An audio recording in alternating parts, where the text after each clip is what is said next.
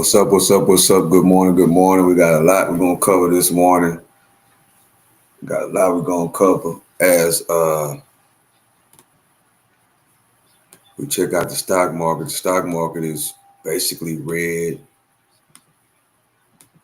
today,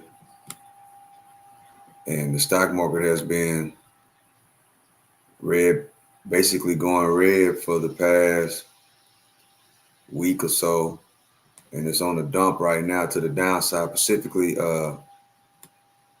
Nvidia, the S&P 500 has been going up but been down for the last couple of days. Tesla, of course, been on a tear lately. Do I want to share this right now? Yeah, Tesla been on a tear lately. So let's get back over here, see what's going on. Okay, we got that out of the way. Yeah, a lot of people have been interested in what's going on around the world. That's why I haven't been really doing the stock market that much. A lot of people are not really into the day trading thing. A lot of people are into what's going on around the world, and I'm into what's going on around the world as well as the stock market. So that's why I got multiple setups. When I'm watching the stock market, this news of what's going on around the world is what I'm doing on the other side. So this is nothing that I haven't been doing before. It's just I wasn't showing it, but a lot of people are into what's going on around the world. So that's why we're focusing on that. That's why we're focusing on that. So today we got Trump. He's visiting the UK. There's a lot of pushback about that. We got Charlie Kirk's murderer got charged yesterday, and they have released a lot of text messages about that. So we're going to go over that today. We're waiting on Trump and the UK to get it going out there. Meanwhile, we're just hanging out, getting ready to rock and roll. Appreciate y'all for joining me. I am the host of One and Only Stock Sniper. As y'all come in, please hit the like button. Hit the like button so we can get the algorithm going, so we can get more people to come in here and kick it with us. That's the reason why you hit the like button. You hit the like button so more people that's like-minded can come over here and rock with us. Because as y'all know, this is the best chat room on YouTube. And that's not my saying. That's what the chat room say. Yeah, we did a poll and we asked 1,000 people, is this in fact the best chat room on YouTube? And they say, yeah. So after that, I start calling this chat room is the best chat room on YouTube. A lot of great people come over here and rock with us, and we appreciate them. Appreciate everybody that's been coming to rock with us. We really, really, really, really appreciate it. We've been, the chat room's been growing. More people been coming to rock with us, and it wouldn't be able to happen without the people. So it's we the people. It's we the people. It's a lot of talk as well about the Charlie Kirk text messages between him and his roommate. There's a lot of talk about that as more details come out about the Charlie Kirk situation. So and it looks like they're going to put on the Patel as he testifies in front of Congress. So let me get over here. I got a few things I got to take care of. Let me get a few things together, guys. Appreciate y'all for joining me. We got like 30 people in the building. Man, y'all please do me a favor. Hit the like button. Hit the like button. It's about to get ready to go down today. Let's see. As I get this together over here, bear with me. I'd like to thank everybody that's been rocking with the channel. Thank y'all, all the subscribers, and everybody who just come kick it with us. Everybody that comes and comment in the comment section. We appreciate you. You could be anywhere else, but you come here rocking with us, and we appreciate it. Because that's what it's about, coming together with like-minded people.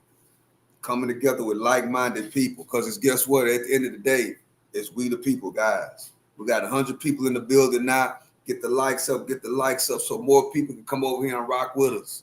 We need more like-minded people over here. That's what we need, guys. Appreciate y'all for joining me. I am your host, the one and only Stock Sniper. As I'm trying to get my other side over here together. Where I'm at, right here, right there, and here we go. Here we go.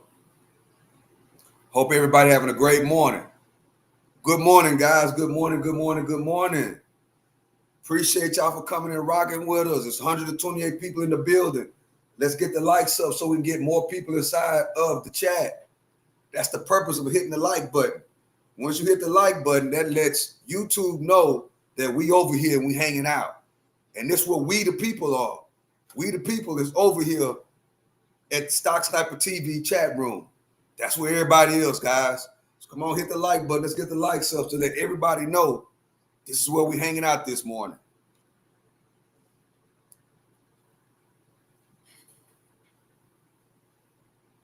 I got to get my water real quick, guys. Hold on a second.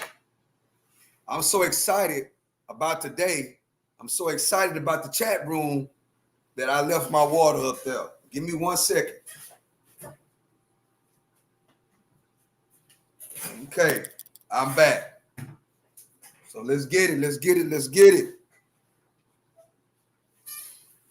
If you don't know, they're having Charlie Kirk's funeral Sunday. I think it's at 11 a.m. So all hands gonna be on deck. We all gonna show support for Charlie Kirk, and his family, no matter, if you agree with him or not. And to be honest with you, a lot of stuff, that he put down, I really don't agree with, but I agree with the work that he was putting in. I agree with that. I agree with his foundation. I agree with that. So we got to, celebrate the guy come Sunday.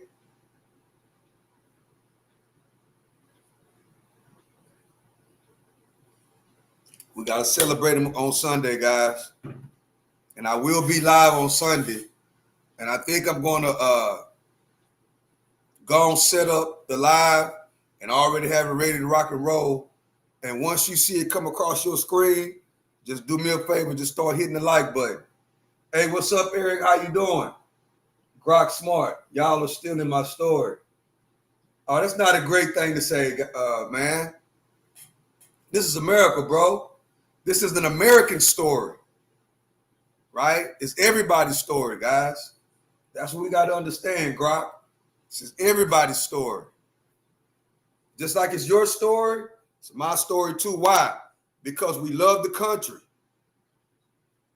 God, family, and country. It's an American story, and teaching others and being an inspiration to younger kids. It's a great American story. Okay, guys, here we go. The PRC, Russia, Iran, North Korea are targeting critical infrastructure every day. Just recently at the successful NATO summit in June, the question of spending on cybersecurity and protection of critical infrastructure was front and center. Through the effective leader of the president, members agreed to increase their overall defense of spending to 5% of GDP, that being towards cyber security and other related efforts. I would highlight that this bureau provides the State Department the tools necessary to be a leader in advocating for U.S. business and industry in order to compete with maligned state-owned enterprises, including Huawei, to win out in the generational battle in providing critical infrastructure globally, including 5G and 6G. I would also highlight for the committee this legislation preserves the roles and functions previously passed into law and merely works to build on the foundation to further develop the vital mission of the Bureau by elevating the position of the head of the Bureau to Assistant Secretary. So it actually highlights and elevates this office. As the cyber threats grow, I think that calls for this legislation to go forward. I want to thank young Kim for bringing this forward. It's important now than ever that we strengthen our cyber abilities at the State Department.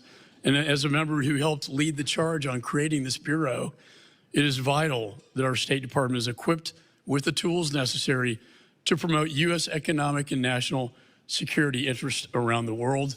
With that, I yield back. Gentleman yields back. Any further discussion? Representative Self. Thank you, Mr. Chairman. To go back to CDP, I want to point out that much of the language in the manager's amendment with CDP is in the original law. A lot of this is not new. Several of the additional paragraphs were given to us by Democrat witnesses during our hearings. So much of what we have in here is not only in current law that was voted with bipartisan votes, but it also includes many of the paragraphs that we are adding were given to us by Democrat witnesses, and I yield back. Gentleman yields back. Any further discussion? There being no further discussion, the question now occurs on the amendment offered by Representative Kim, number 61. I do recommend an aye vote. All those in favor signify by saying aye. Aye. All those opposed signify by saying no. No. In the opinion of the chair, the ayes have it, and the amendment is agreed to. Gentleman requests a recorded vote, a roll call vote being requested pursuant to the chair's previous announcement. This vote will be postponed. Are there any further amendments? Representative Kim will designate the amendment. Yes. Clerk shall distribute the amendment. Are we doing that all digitally? Yes, it says. By the way, we are doing all these distributions digitally now, so we're not passing out paper. Anybody needs help operating one of these iPads, reach out to one of the young people behind me. It is ominous, distributed. Clerk shall report the amendment. Amendment to H.R. 5248, offered by Mrs. Kim of California. Page 15, after line 9, insert the following. Without objection, further reading of the amendment is dispensed with. The representative is recognized for 5 minutes on the amendment. Thank you, Chairman.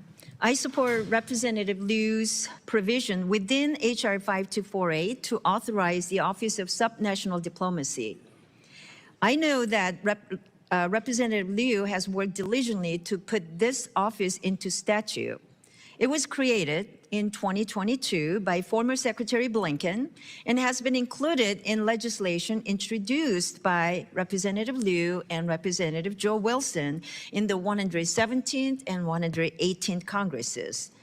The Office of Subnational Diplomacy would work with local, state, and municipal governments to attract foreign investment.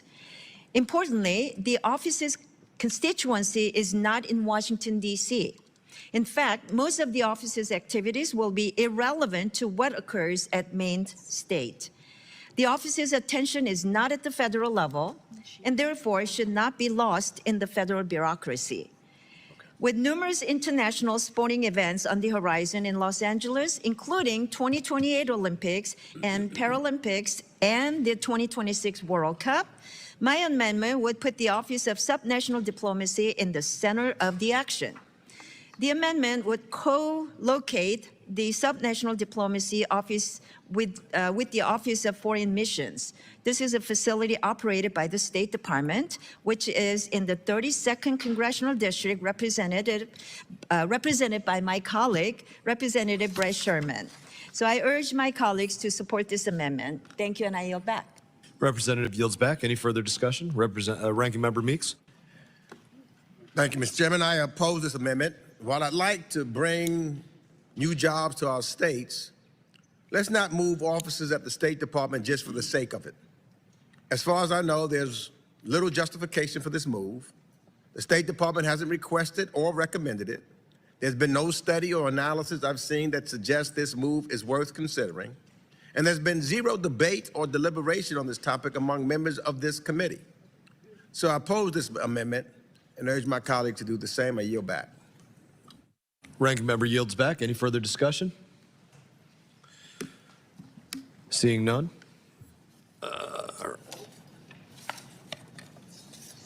Seeing none. There we go. Question now occurs on amendment offered by Rep. Kim, number 63. I recommend an aye vote. All those in favor signify by saying aye. Aye. All those opposed signify by saying no. No. Opinion of the chair, the ayes have it, and the amendment is agreed to. No roll Chairman. call vote requested. Very good.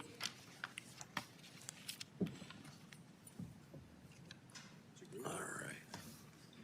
Any further amendments? Yes, Chairman, I have an amendment at the desk. Clerk shall electronically distribute the amendment. It is distributed. Clerk shall report the amendment.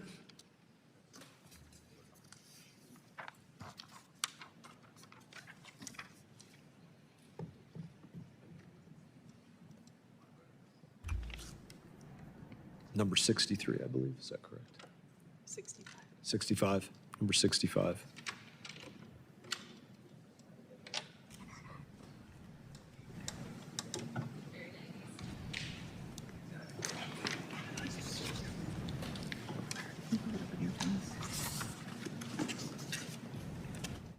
All right, if you are just listening in here on Live Now from Fox, we've been watching the House Foreign Affairs Committee meeting in Washington, D.C., but I did want to direct your attention to the right-hand side of your screen.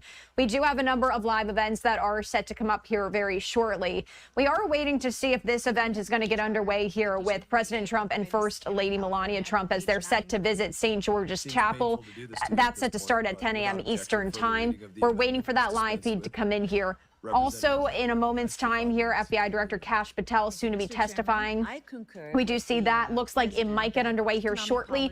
So I did just want to let you know, once one of those does get underway, we're going to pivot here. But let's continue to listen in to the House Foreign Affairs Committee. Support American businesses abroad Hello, and Donald protect Trump. American How you industries doing? from adversaries. This is supposed to be the work of the Foreign Commercial Service. Unfortunately, the FCS, an afterthought within the Commerce Department, has been allowed to wither. To reinvigorate our commercial diplomacy, I strongly support efforts to bring the FCS back to the State Department as it was prior to 1979. My colleague, Representative McCall, tried to bring FCS back to the state last Congress, but was thwarted by bureaucratic territorialism.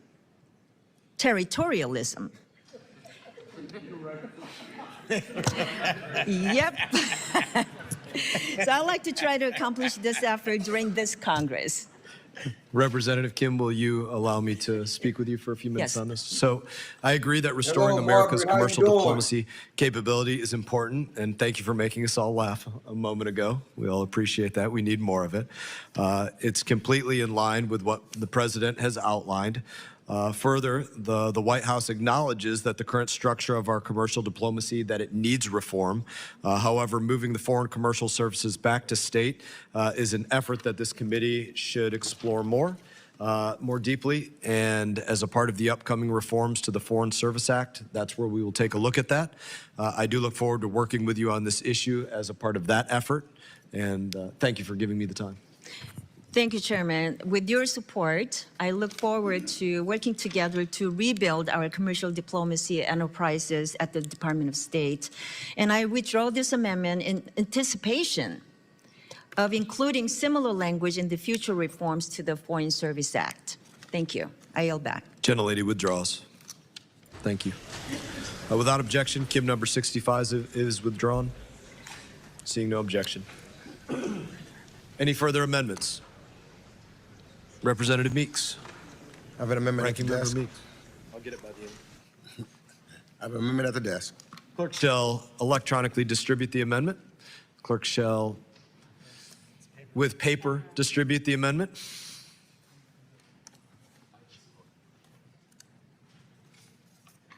Thank you.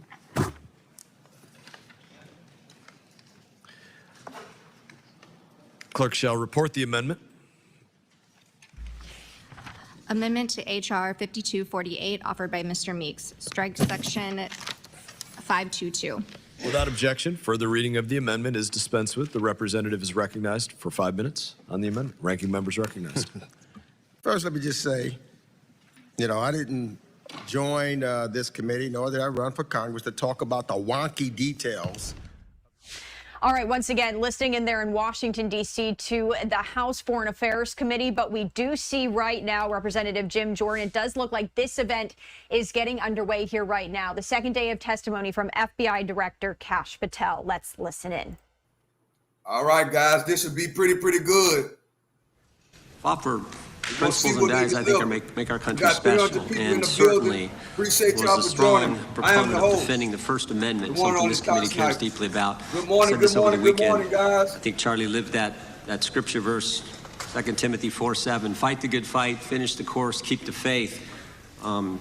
Charlie certainly lived that, and he did it with a smile on his face. And so the tragic killing happened a week ago while we were in markup here in the committee. And I know everyone, I know that our witness was a friend of Charlie's, and I know many people in the dais were as well. So I know we're all praying for Charlie's family. And I would extend a moment to the ranking member if you wanted to say something. Thank you, Mr. Chairman, for saying that. The whole country reacted with horror and shock to the brutal assassination of Charlie Kirk in cold blood. And there is never any warrant for political violence in America.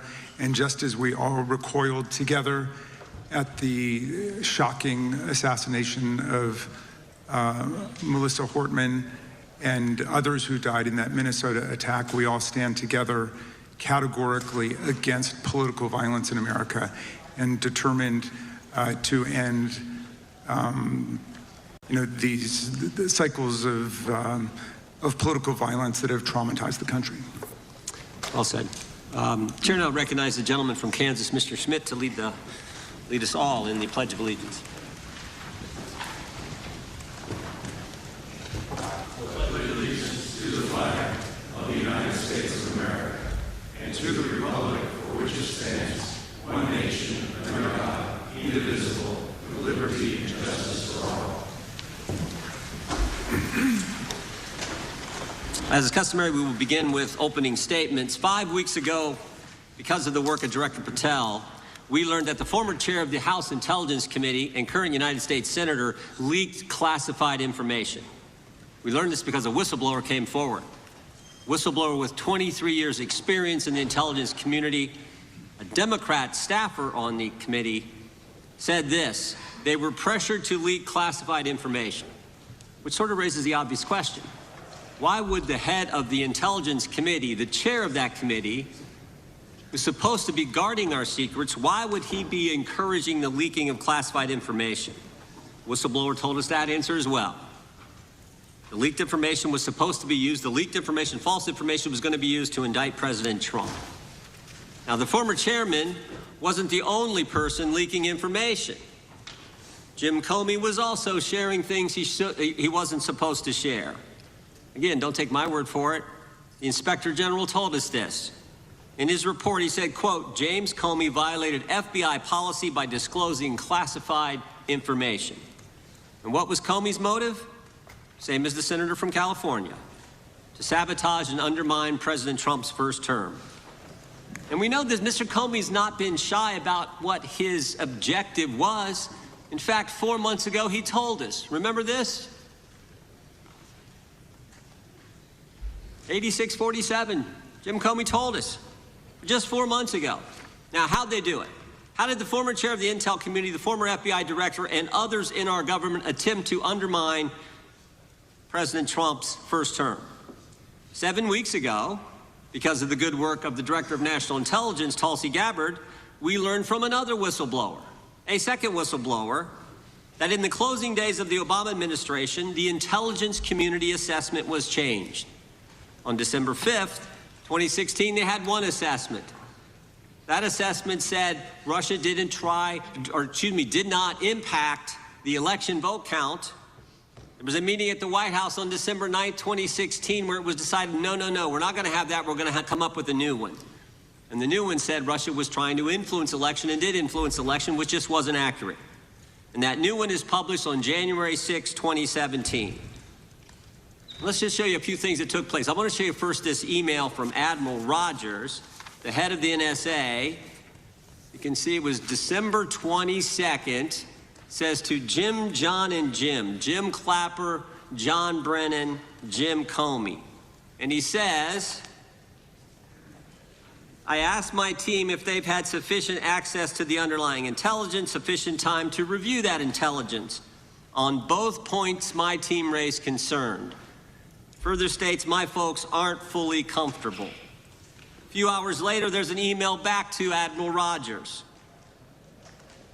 This one is from Jim Clapper, and it says this: it is essential that we be on the same page and are supportive, and all of us are supportive of the report in the highest tradition of, that's our story and we're sticking to it. We may have to compromise on our normal modalities. This is one project that has to be a team sport. That's our story and we're sticking to it. Compromise on normal modalities, that's a fancy way of saying, that's the government speak for we're gonna have to change the rules. In fact, we're not gonna follow our own rules. And that's exactly what they did to get the objective they wanted, to undermine President Trump. Now, how did it specifically take place? The whistleblower said that the government officials ignored concerns about discredited information. And what was that discredited information? What was the discredited information that they didn't ignore the concerns about? What did they use, that discredited information? Of course, it was the dossier. The now famous Steele dossier that was paid for by the Clinton campaign when they hired the law firm Perkins Coie, who hired Fusion GPS, who hired the foreigner Christopher Steele, who wrote all this garbage and lies down. That is what was used to change the intelligence community report. And what happens next? What do Jim, John, and Jim do next? They go to Trump Tower on January 6, 2017 to brief then President-elect Trump about the dossier. Again, the Clinton-financed, foreign-authored dossier that the whistleblower knows is garbage and that they know is garbage. And then there's one final step. One final step.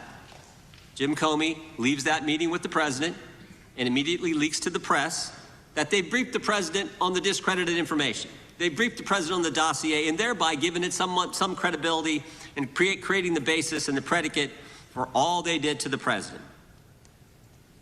They leaked false information, they leaked classified information, they used and leaked discredited information, and they didn't follow their own rules, all to sabotage President Trump's first term. And but for this guy, Kirk Patel, but for this guy, we would never have known this information. The good people of this great country would not have known what took place 8 years ago when they were trying to undermine the guy elected by we the people. And I want to thank Attorney General Bondi.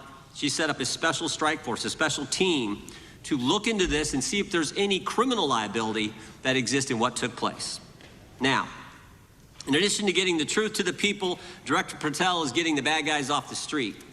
He's moved agents out of Washington, got the focus off of politics here in D.C., and is instead putting bad guys behind bars. 21,000 violent criminals have been taken off the streets, which is a 125% increase from the comparable period in the previous administration. He's rescued 4,000 kids. He's got 1,300 predators who he's arrested. He's also ended the weaponization of the FBI. No more spying on parents at school board meetings. No more pre-dawn raids on pro-life Catholics. No more retaliation against whistleblowers. And he's given us information that Chris Wray didn't. Maybe said better, he's given us information that Chris Wray wouldn't. Director Wray didn't tell us that there were 26 confidential human sources at the Capitol on January 6, 2021, even though he was repeatedly asked about that by members of this committee. Director Wray didn't tell us that there were 17 of those confidential human sources who entered restricted space, 4 went in the Capitol. None of them were arrested. They weren't authorized to do that. They broke the law. None of them were arrested. Lots of American citizens were arrested, but the guys whose whose American tax dollars was used to pay these guys who broke the law, none of them were. One was recommended for charging and was not charged. And remember when Chris Wray told us that the Richmond field office memorandum on pro-life Catholics was just a one-off? Turns out he wasn't being square with us then either. Director Wray wasn't square with us. He told us that multiple other offices were involved in targeting the Catholics. We got that information from From Director Patel, we learned from Director Patel the FBI actually surveilled a priest, tried to get the priest to divulge information, break the priest-penitent relationship and confidence that exists. And Director Patel is saving taxpayers money.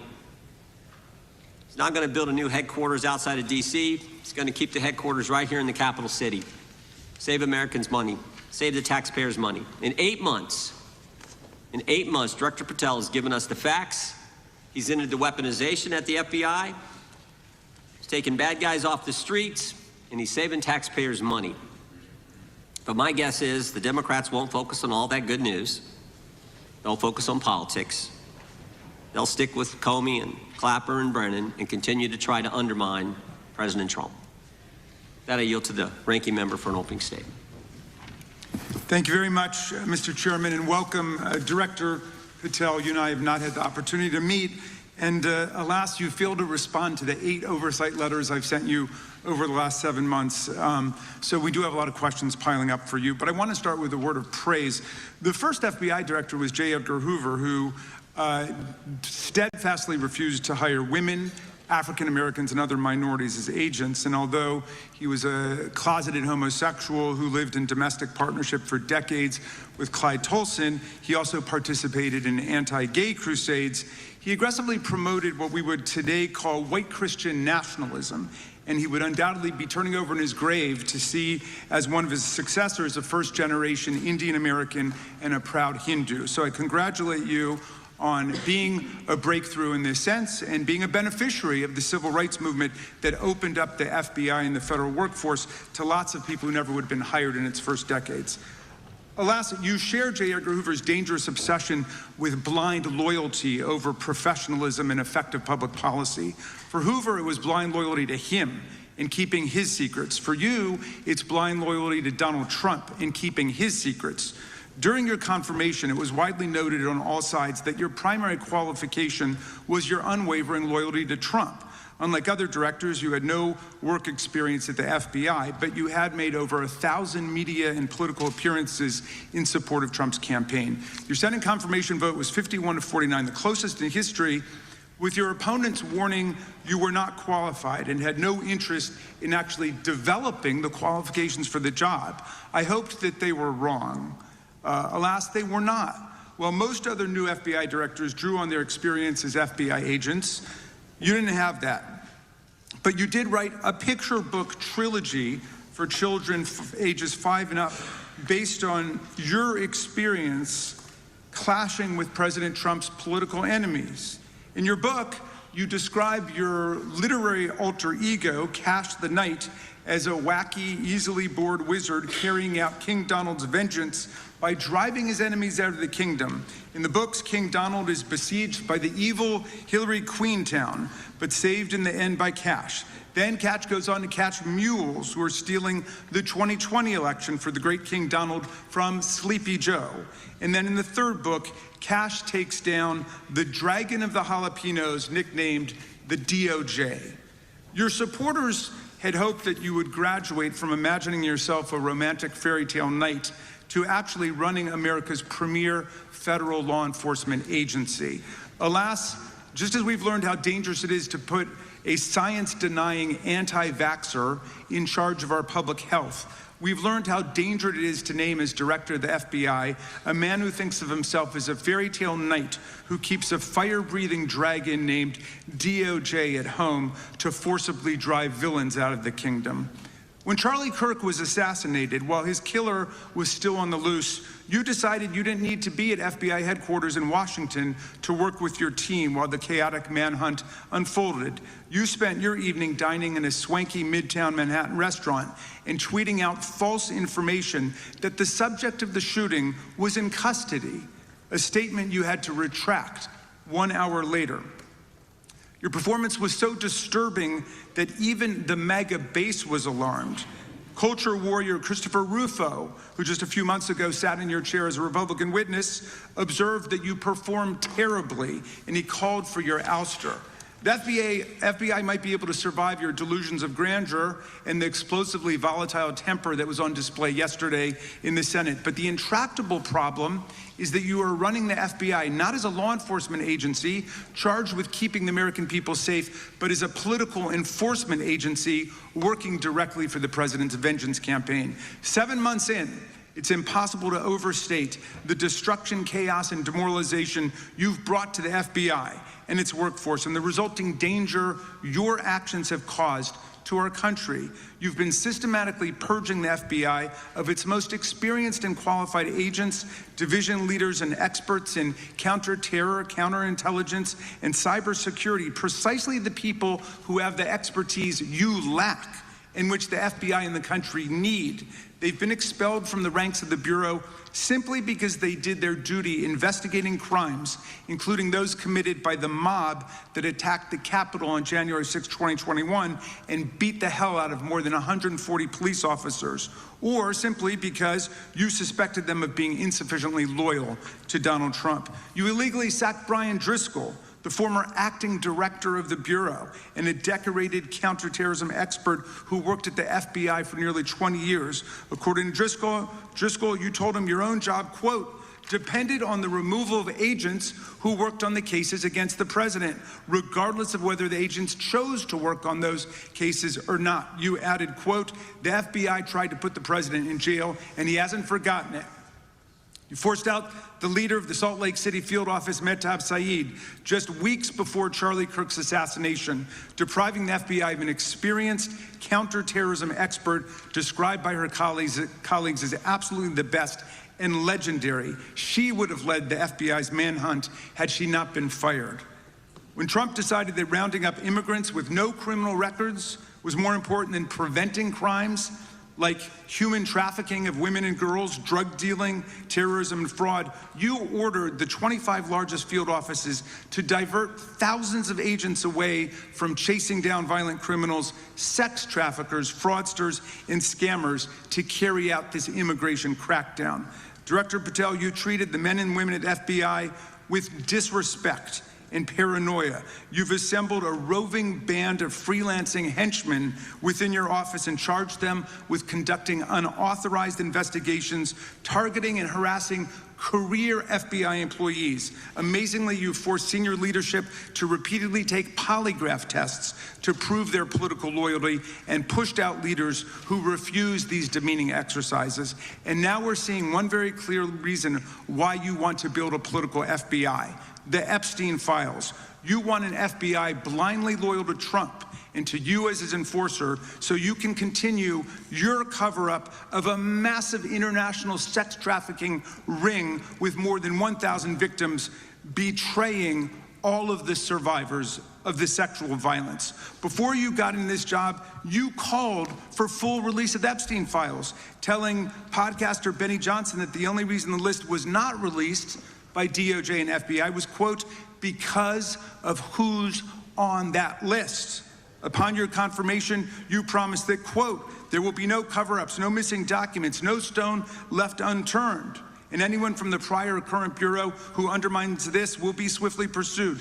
This spring, you ordered hundreds of agents to pore over all the Epstein files, but not to look for more clues about the money network or the network of human traffickers. You pulled these agents from their regular counterterrorism or drug trafficking duties to work around the clock, some of them sleeping at their desks, to conduct a frantic search to make sure Donald Trump's name and image were flagged and redacted wherever they appeared, whether an email, a text, a letter, an interview, a photograph, or a video. In May, Attorney General Bondi reportedly told Trump that his name had indeed appeared multiple times throughout the Epstein files. And not long thereafter, in July, you and the Attorney General released a memo claiming that, quote, no further disclosure would be appropriate or warranted. In a few short months, how did you go from being a crusader for accountability and transparency for the Epstein files to being a part of the conspiracy and cover-up? The answer is simple. You said it yourself, because of who's on that list. Donald Trump's relationship with Epstein over the years is well documented. A week ago, the Oversight Committee released Trump's disturbing birthday book, note to Epstein written over a drawing of a woman's naked body referring to a, quote, wonderful secret. The Oversight Committee obtained the note from the Epstein estate, not from the FBI, raising questions again of whether the FBI has been withholding documents.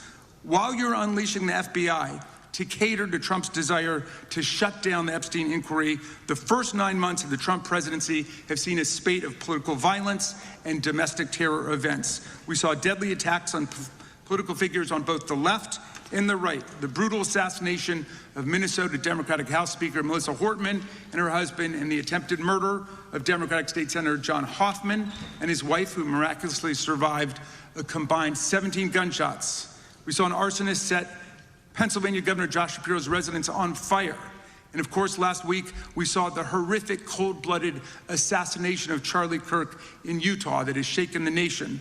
1 minute after Charlie Kirk was shot in the neck, a 16-year-old shooter in Evergreen, Colorado, radicalized by white supremacist ideology online, opened fire and critically wounded 2 other students at Evergreen High School. We've seen lethal anti-Semitic violence, including the murder of 2 young Israeli embassy staffers just blocks from the Capitol, and then in the attack on a gathering of Jewish people in support of hostages held in Gaza in Boulder in June. We've seen continued mass shootings at schools, like the domestic terror incident at a Catholic school in Minneapolis last month, which killed 2 children and wounded 18 others. And in August, a man fired more than 500 bullets at the Centers for Disease Control and Prevention, killing a police officer who was a Marine veteran and a father. People like Melissa Hortman and Charlie Kirk should be able to participate in politics as elected officials or active citizens without being shot down in cold blood in the United States of America. People should also be able to go to elementary school, to middle school, to high school, to work, to the mall, and to church without being shot down in explosions of gun violence. The important position at the FBI requires a leader who puts public safety and national security and the rule of law first. I'm afraid, Director Patel, you've given us reason to believe you've used the powers of the FBI to serve Donald Trump and his agenda of partisan retribution. You've broken your promise not to do that. You've betrayed Jeffrey Epstein's victims and survivors. You've turned your back on the career law enforcement officers of the FBI, and as a result, you've left all of us less safe than before. Mr. Chairman, I yield back. Gentleman yields back. That opening statement may have been longer than any book director's ever written or anyone else has written. Without objection, all of the opening statements will be included in the record. We will now introduce today's witness. Mr. Patel has been the director of the FBI since February of 2025. He previously served as Chief of Staff at the Department of Defense, Deputy Director of National Intelligence with the National Security Council, and also as a congressional staffer, as a federal prosecutor, where he focused on national security cases, and he also worked as a public defender in the state of Florida. We welcome our witness, appreciate his work, and thank him for appearing here today. We will begin by swearing you in. Director, would you please stand, raise your right hand. Do you swear or affirm under penalty of perjury that the testimony you're about to give is true and correct to the best of your knowledge, information, and belief, so help you God? Let the record reflect that the witness has answered in the affirmative. You can be seated as you are. You know, you've been through this yesterday. Did a fine job. Please know that your written testimony will be entered into the record in its entirety. Accordingly, we ask that you summarize your testimony. Director, you may begin. Good morning, Mr. Chairman, Ranking Member Raskin, and members of the committee. I want to begin today by discussing the appalling assassination of Charlie Kirk. It's important for this FBI to be transparent without jeopardizing our investigations, so a little bit of the timeline is important. Charlie Kirk was unfortunately assassinated on September 10th. We immediately, the next day, released images early in the day in local time in Utah to start the public partnership in our manhunt for the assassin. Local time, I arrived on the ground and walked the crime scene myself, and we flew multiple FBI assets in and out to process DNA simultaneously while bringing in evidence response technicians, hostage rescue teams, and other experts to assist state and local law enforcement with their investigation. At 8 p.m. local on September 11th, the FBI collected and populated and promulgated at a press conference a video of the suspect on the grounds. We also released enhanced images Due to that release that I directed and ordered, the suspect involved was apprehended and in custody at 10 p.m. local time. That's less than 2 hours after we did the video release and the photo release. So within 33 hours, that individual suspect was in custody. And his family, who has since been interrogated, specifically stated to FBI interrogators that because of the video that the FBI released at my direction and because of the photographs that they released, they identified their son, they confronted their son when he swung by their home, and that's what led to his apprehension. We are still, the FBI has that investigation ongoing, and it continues to be ongoing, and I want to thank the state of Utah and the state and local authorities there. And I also want to thank the Attorney General and President Trump for directing resources to allow us to conduct that investigation as we have. Under this administration, the FBI has arrested more than 23,000 violent criminals. 23,000 in 7 months. That's twice as many year to date last year. We've taken over 6,000 firearms off the streets. 6,000 guns are no longer in the hands of criminals in 7 months. We've identified and found and located 4,700 child victims. That is a 35% increase year to date last year. We have arrested 1,500 child predators. That is a 10% increase year to date last year in just 7 months. We've assisted our partners with countless counterterrorism operations around the world. We've captured at the FBI 4 of the most top 10 wanted fugitives in the world in 7 months. To put that in perspective, that's as many as my predecessor nabbed in the entirety of the Biden administration. We got 4, we got more coming. On top of that, in 2 weeks, thanks to the help of the CIA, we collected and captured one of the individuals responsible for the horrific Abbey Gate bombing that led to the murder of 13 service members. We did that in 2 weeks. They didn't do it in the 4 years of the entire prior administration. Nationwide, we've been executing our Operation Summer Heat, the FBI's national focus on targeting violent crime based on intelligence-driven operations. Ask the citizens of Seattle, Miami, Memphis, Charlotte, Chicago, New Orleans. To specifically highlight New Orleans and Nashville, there has been a 250% increase in violent crime arrests in those cities alone and other mid-major cities that I've just listed. In just a few short months, we have already unleashed 1,000 FBI personnel across this country. Every single state across this country is getting a plus up. This is a fiction that the FBI is short or that we are compromising the men and women in the field. They do not need to be in Washington, D.C., so we're sending them into the field to each and every one of your states. Because of that, crime is at an all-time low. We had to do it because of the explosion of crime. And maybe the most important stat for Americans to realize: in just 7 months, we are on track to produce the lowest murder rate in modern U.S. history by double digits. Those are results not of mine. Those are results of the men and women of the FBI. If you want to criticize me, bring it on, but do not attack the brave leaders in the field. We are also working 24/7, 365 on the opioid epidemic that is killing more than hundreds of thousands of people a year. We have seized 1,600 kilograms of fentanyl off the streets so far in 7 months. Year to date, 25% increase. To put that in perspective, that's enough to kill 1/3 of the American population, 120 million Americans. 100,000 kilograms of cocaine and meth gone off the streets. Earlier this year, I highlighted in Cincinnati, Ohio, how we're getting creative to chase down those that were willing to do harm to our citizens, not just by striking at the heart of the fentanyl producers, but the fentanyl precursor companies in China. And we indicted for the first time multiple companies and individuals, not just in America, but in mainland China, that are producing the ingredients that produce and make fentanyl that kill our children. And we're going to keep going. Counterterrorism work, cyber attacks, and foreign adversaries are something the FBI must never sleep on, and we are not sleeping. In the counterintelligence space alone, this year, year to date, 30% increase in counterintelligence arrests from the DPRK, Russia, Iran, and China. And I want the American people to know, in this setting, there's a lot of work that the brave men and women in the FBI are doing we just can't get into, but they don't stop. Our cyber threats, ransomware attacks, those harming our children online. We have nearly a 20% increase in indictments and arrests in 7 months alone this year. We're going after those that harm our malware, infrastructure systems, telecom systems, and energy structure. Combating SALT and Vault typhoons are just a little bit of the examples we're doing.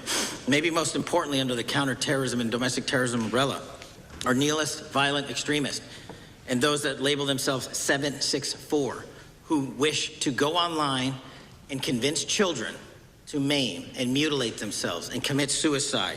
And we are producing record numbers of arrests under that umbrella organization. We even stopped an individual in the 764 network who wanted to conspire to kill an adolescent girl. He is now in custody. Transparency remains one of my main priorities at the FBI.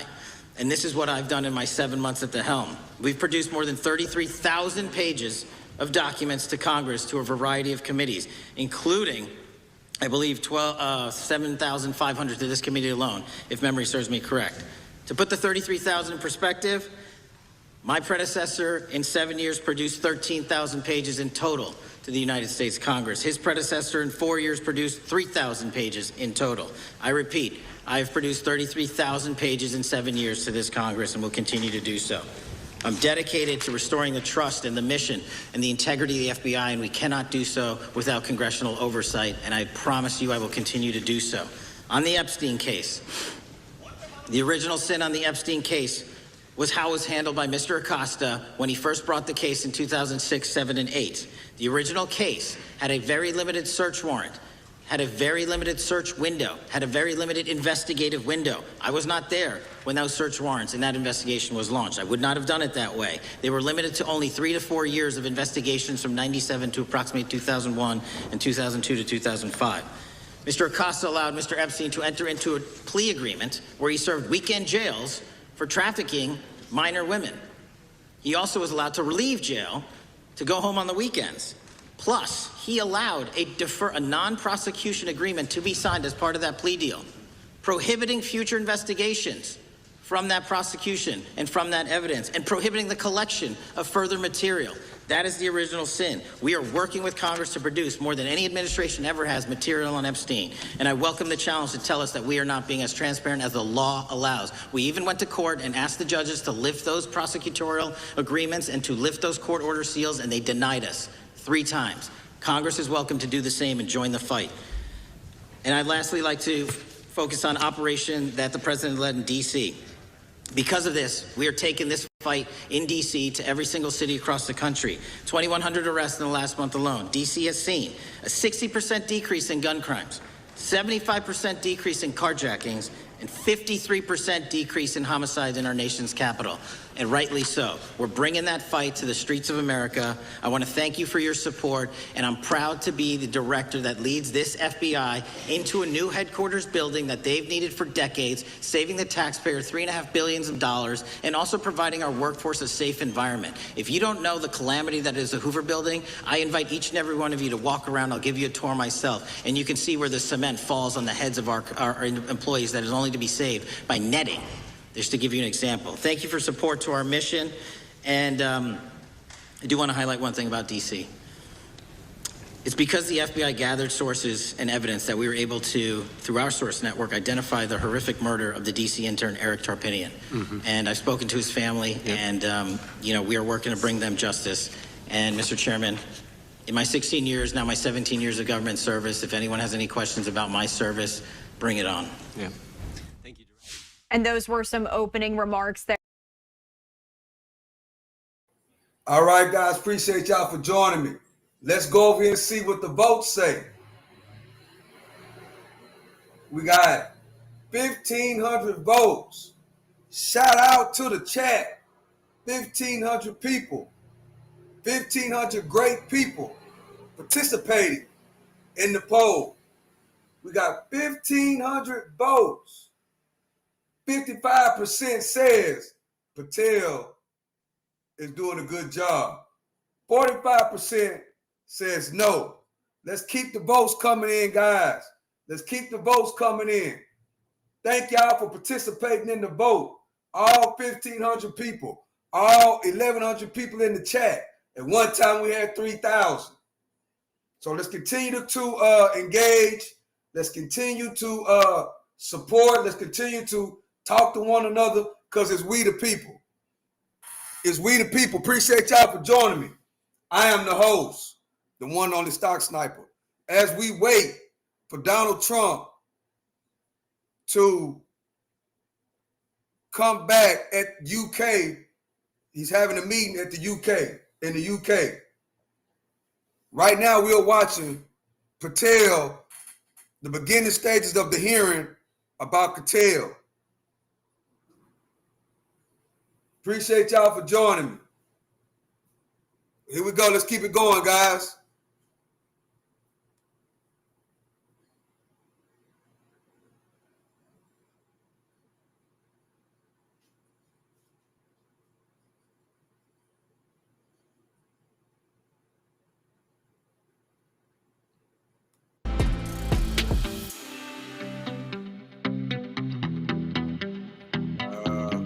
Let me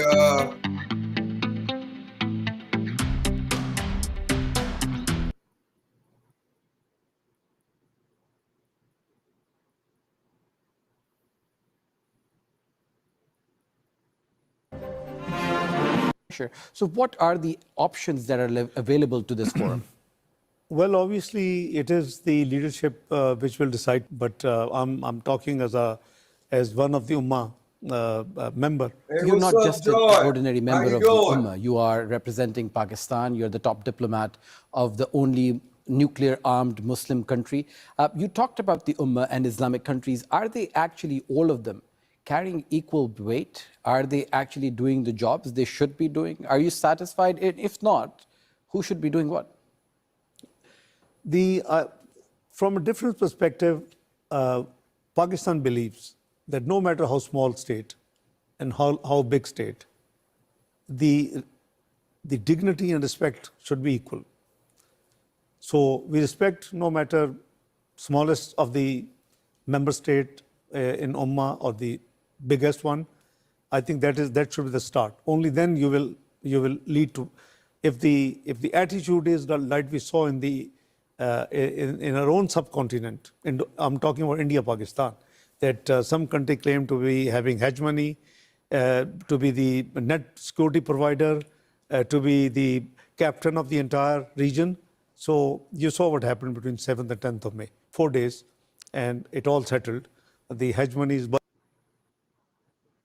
of securing our democracy, and the way we make it an everlasting, enduring process is by showing the American people the results of what we are doing and the important work of this committee and putting it out to them so they can see government waste, fraud, and abuse, and then they can demand from our constituents and our electors that they want this process to continue. Last major question here.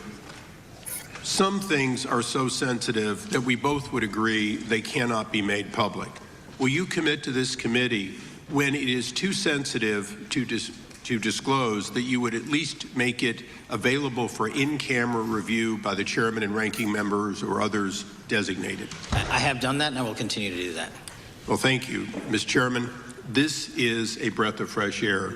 This is the beginning of what we need. But my questions today for the director are ones in which I believe that we do need to codify by agreement or by statute, if necessary, the kind of openness and transparency that we're seeing from this administration, the kind of discovery that's allowing us to do our oversight properly.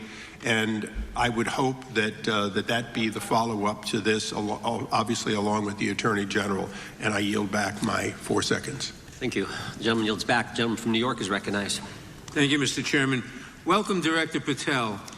In the wake of the tragic murder of Charlie Kirk, Donald Trump said, quote, "Violence and murder are the tragic consequences of demonizing those with whom you disagree, day after day, year after year, in the most hateful and despicable way possible," close quote. I would note for the record that Donald Trump has famously demonized practically every person he has ever disagreed with, and therefore, using his own logic, he has put their lives at risk. I should know Donald Trump continuously puts my life in danger. About 2 weeks ago, when I announced my decision not to seek re-election, many people on both sides of the aisle, including the chairman, offered me well wishes and thanked me for my service. Donald Trump, on the other hand, took to Truth Social to call me a, quote, "psychopathic nut job," among other things. Yesterday, I received a threatening note filled with anti-Semitic comments and hateful attacks that mimics some of the same language used by the president. I am sure many of us on this committee face similar threats every day. We have seen political assaults on both the left and the right. The attack on Charlie Kirk, the attempted assassination of the president, the murder of the Democratic Speaker of the Minnesota House, the the assault on Paul Pelosi, and the attack on the Capitol on January 6th, for example.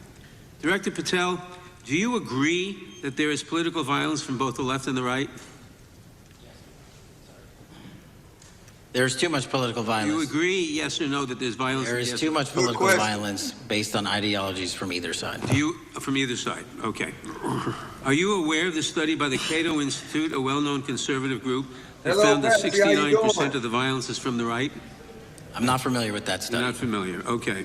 I would commend it to you. Are you aware the administration has threatened to use violence as an excuse to crack down on liberty and freedom of speech? Say that again, I'm sorry? Are you aware the administration has threatened to use violence as an excuse to crack down on liberty and freedom of speech? Nobody at the FBI is doing that. I didn't ask you about the FBI, I said the administration. I speak for the FBI. I would like to enter the record an article from today's New York Times titled, "Trump Invokes Kirk's Killing and Justifying Measures to Silence Opponents." In the wake of Charlie Kirk's killing, President Trump and his allies have laid out a broad plan to target liberal groups, monitor speech, revoke visas, and designate certain groups as domestic terrorists. I ask unanimous consent to insert this into the record. Thank you.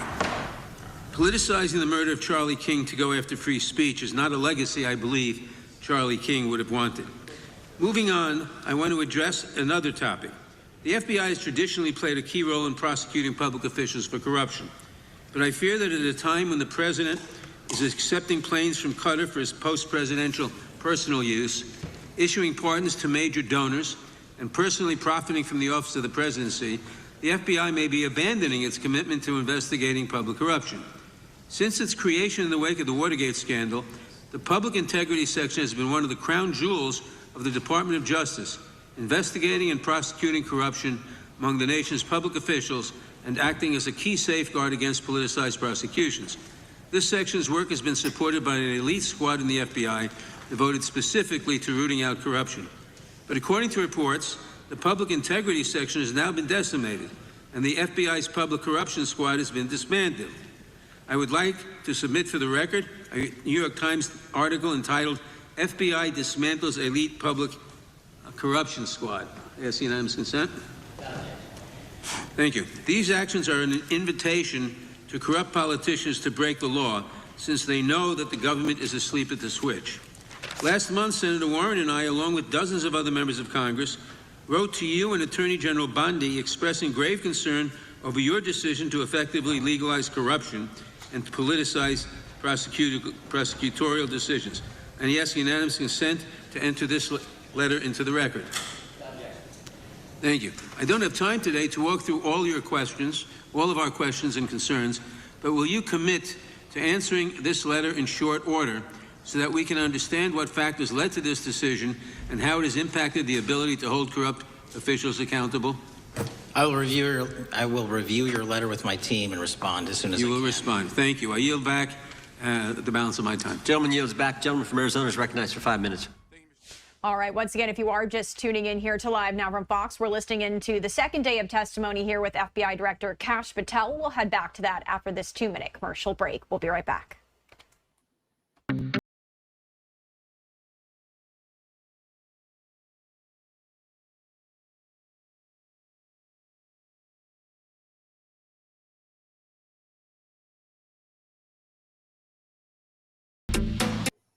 All right, chat. Let me get back over here to the poll.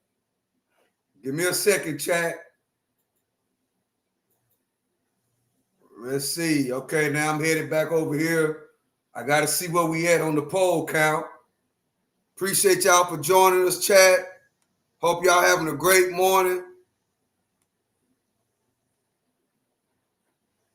Okay. Okay, whoa. We're getting close to 2,000 votes, guys. We got 1,700 votes, and it's right about the same. 56% says yes, Patel is doing a good job. 44% says no.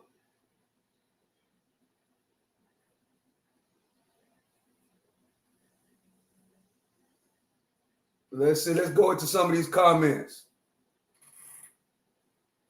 Does anybody know what actually represents? He means the promised land if I can people get head out of here.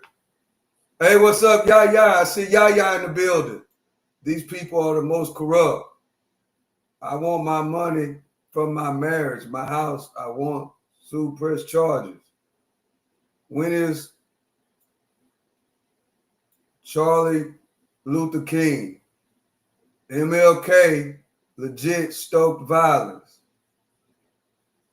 Okay, what better than MLK? Uh-oh. Hold up, guys, my bad, I accidentally clicked off.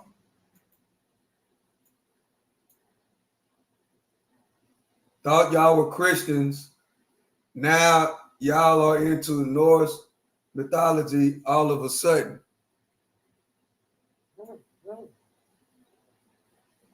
Patel has a deep-seated hate for anything American. And if you can't see it, shame on you.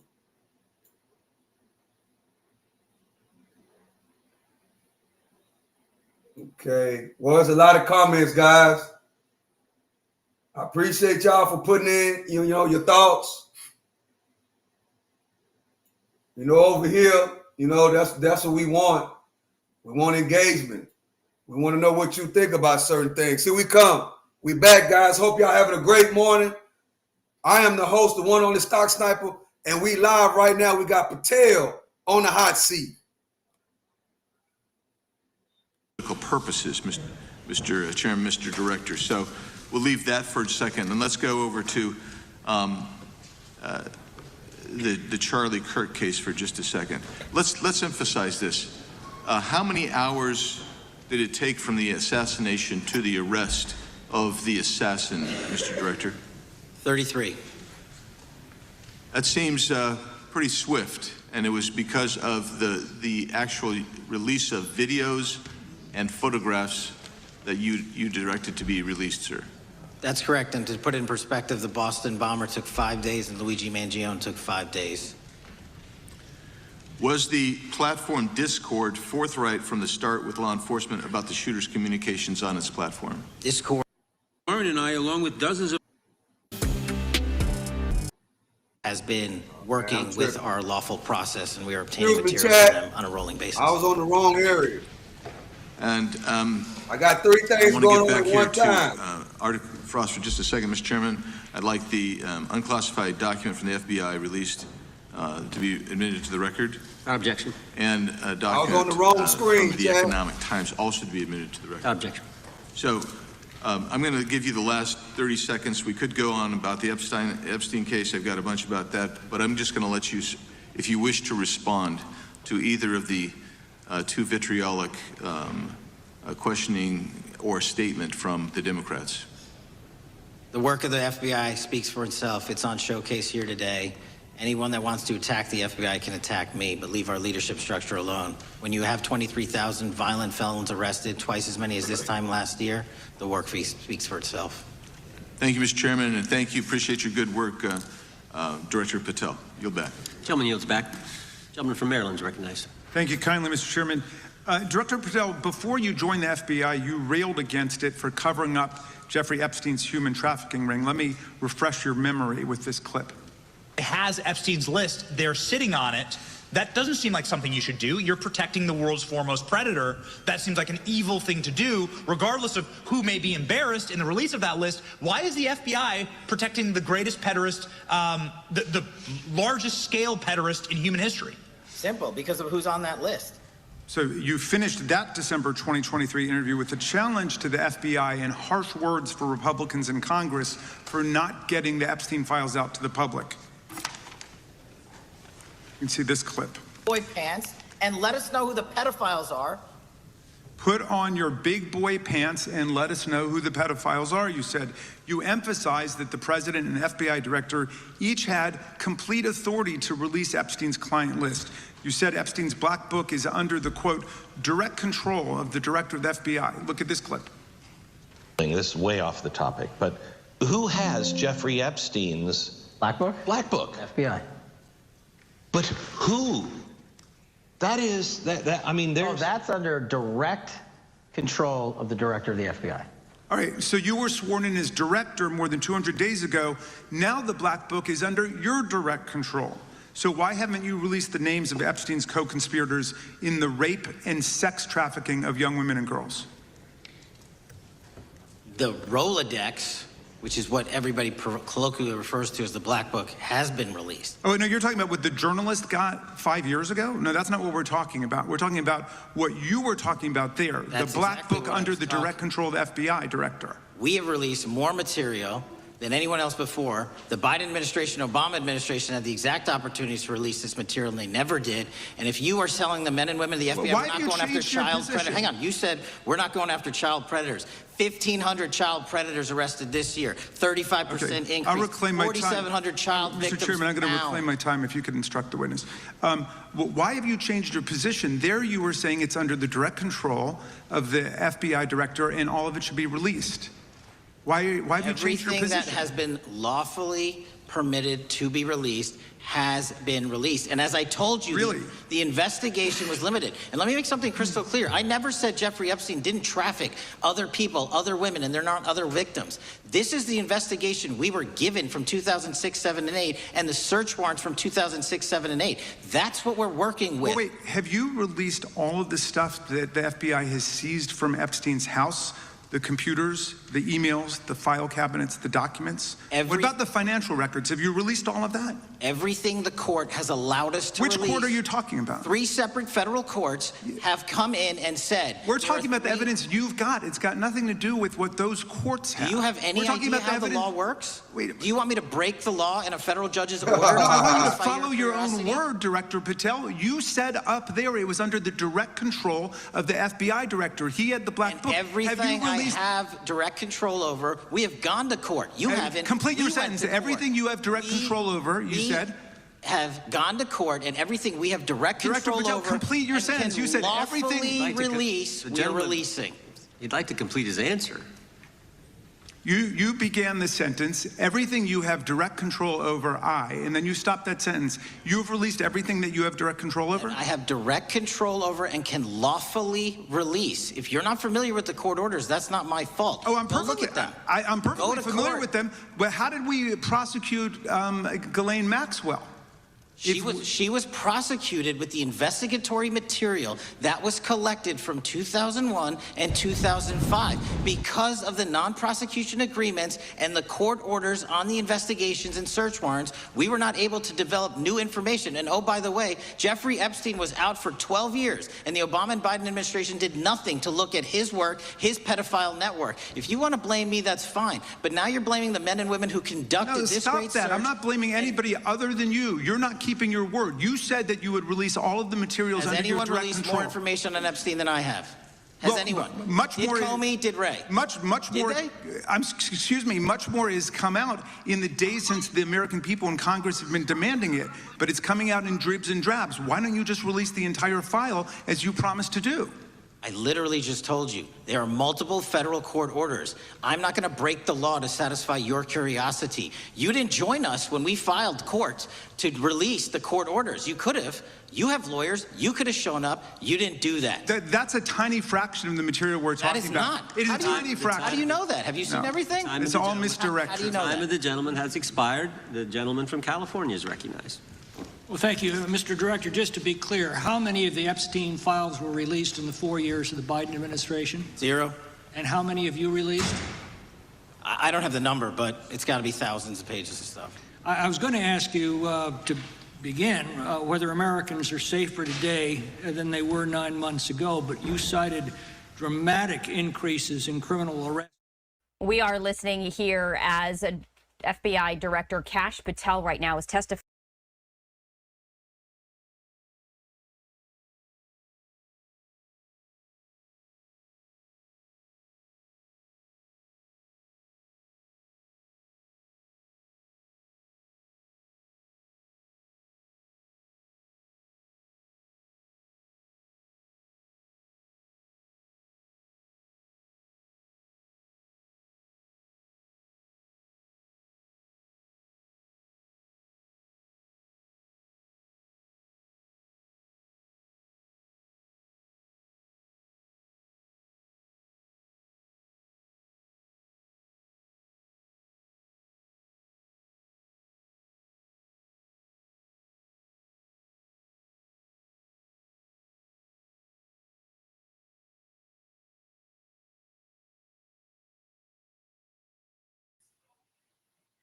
We got 1,900 votes. We getting close to 2,000, but the votes are still the same. 55% says yes, 45% says no. I don't know why I keep forgetting to cut the microphone back on, but I appreciate y'all for letting me know. Patel is getting grilled, guys. He's getting grilled. They need to release the Epstein files. That's what needs to happen. We got 100 away from the goal of 2,000. 100 away up from the goal of 2,000. Appreciate y'all, chat, for letting me know that there's no audio. Thank y'all. I don't know what I would do without y'all. Yeah, appreciate y'all, chat. Here we go. Now we're over here at the castle with Trump. Let's see what's going to happen.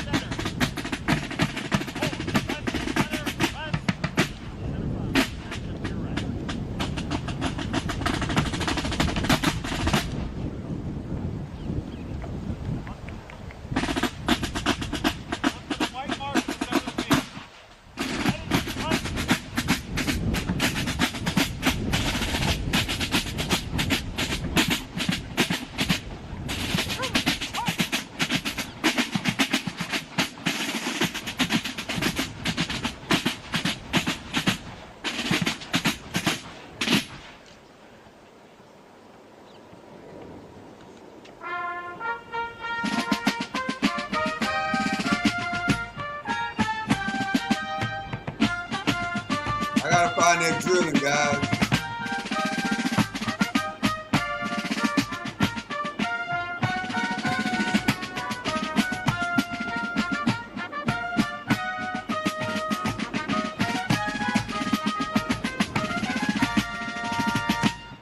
We'll have to say. As for my ongoing investigation, there's not much I can say.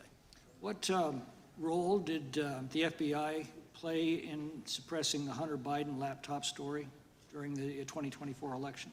Off the top of my memory, sir, I believe the FBI was in possession of verified information from that laptop, and it was improperly publicized that they did not have information and masked it as Russian disinformation. We now know that was categorically false. I don't know why the FBI did that, when they did that, but we've released all the materials related to that. Thank you. Gentleman yields back. The gentleman from New York is recognized. Mr. Goldman. Mr. Patel, does Donald Trump appear anywhere in the Epstein files? I'm sorry, could you say that again? It's not a complicated question. Does Donald Trump appear anywhere in the Epstein files? I didn't say it was a complicated question. I just didn't hear you, so my apologies. We have released where President Trump's name's in the Epstein files and everybody else, and all credible information that we are legally allowed to release has been released. All right, so let's go through that. You're referring to court orders that prohibit you from releasing grand jury testimony under Rule 6E. Is that what you're referring to when you say as the law allows? That's a piece of it. Really? What other evidence do those three court orders you cited prohibit from being released? Information that was collected pursuant to those search warrants that were limited Wrong. in fashion.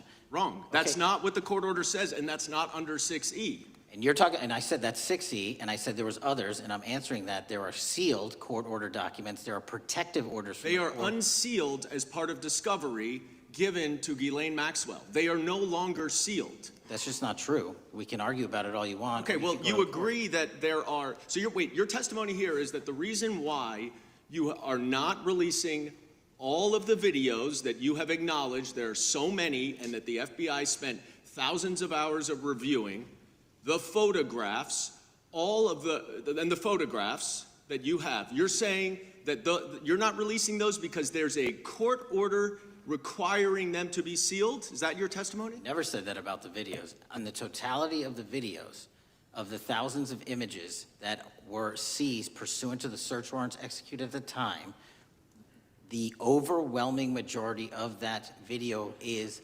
pornographic material that was downloaded from the internet and child sexual abuse material. We will never release that. Well, as you should not release the victims. But if there are videos that relate to others who Epstein trafficked to, such as maybe Prince Andrew, or photographs, that you have total control to release. Yes, and if it exists... And so why haven't you released it? Why are you supposing that that is a fact when in fact it is false? Are you saying that... You're saying that none of the videos relate to anything relevant to the Jeffrey Epstein trafficking ring? Every single video that we have collected pursuant to the prior search warrants has been examined for the last 10 years. And every single video has been utilized for whatever prosecutions were able to be legally brought. I'm not asking about prosecutions. I'm asking about why you aren't releasing the full Epstein files, including the names of people who were involved in the sex ring that you promised to do before you became FBI director. I just told you, I'm not going to release downloaded porn of I'm children not asking on the about internet. that. Fine. I'm asking about all the other files. What other videos? Tell me. Tell me. That's what I'm asking. Tell me. You're saying there are no videos that would be relevant to anyone else involved in the Jeffrey Epstein sex ring. Pursuant to Mr. Acosta's collection of information based on the search warrants. That's all we have in our possession. And I'm asking you, that stuff. That's all we got. I'm not asking all you got. I'm asking you, in that stuff, there's nothing that's related to any other sex traffic, any other people engaged with Epstein in underage sex. That's correct. To my knowledge, no. Okay. Let's talk about the witness interviews. 302s of witness interviews. Those are not subject to the court order. Those are not subject to any fictional sealed order for a search warrant. Why aren't you releasing those with the redacted names of the victims? We are releasing as much as legally allowed. That's why we went back to how the is courts. that? How is that not legally allowed? Sir, do you know how court orders work? Do you know how protective orders Actually, work? Do you know how Mr. sealing Patel, orders I was work? a real prosecutor for 10 years. I know exactly how. So I was a court fake orders. one? And I want to understand what the court order prevents you from releasing witness statements that the FBI took. You should know that as a real prosecutor, when the court hand downs a protective order and a motion to seal, the material is sealed unless So that your judge testimony waives here it. is that all of those witness statements are under a court order, a protective order.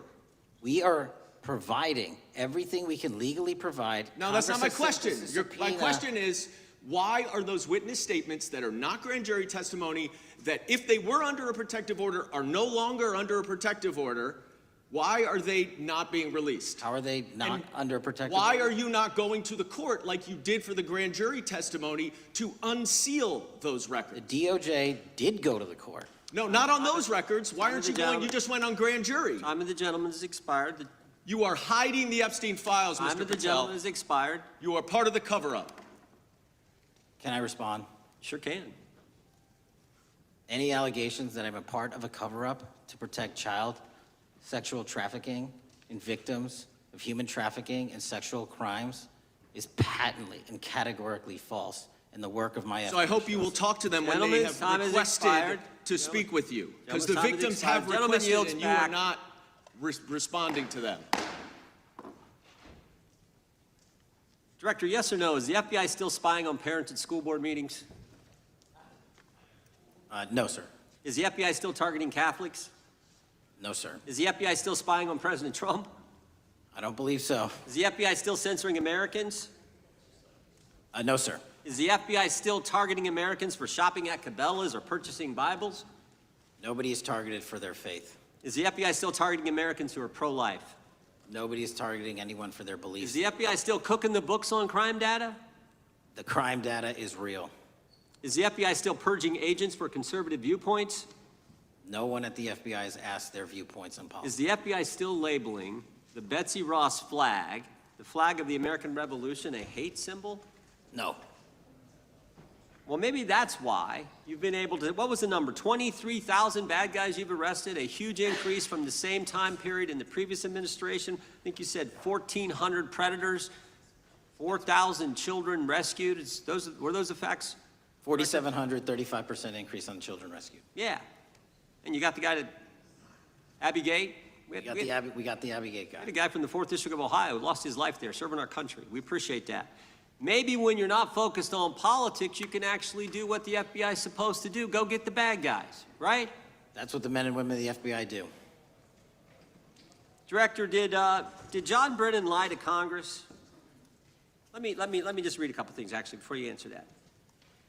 2 years ago, we had Mr. Brennan in for an interview, and I asked him, how'd you learn about the dossier in December of 2016? Mr. Brennan replied, I received a copy of it from the FBI, and the CIA was very much opposed to having any reference or inclusion of the Steele dossier in the intelligence community assessment. That's what John Brennan told the United States Congress. 7 weeks ago, the Director of National Intelligence told us this: John Brennan lied and denied using the dossier in the intelligence community assessment because he knew it was discredited.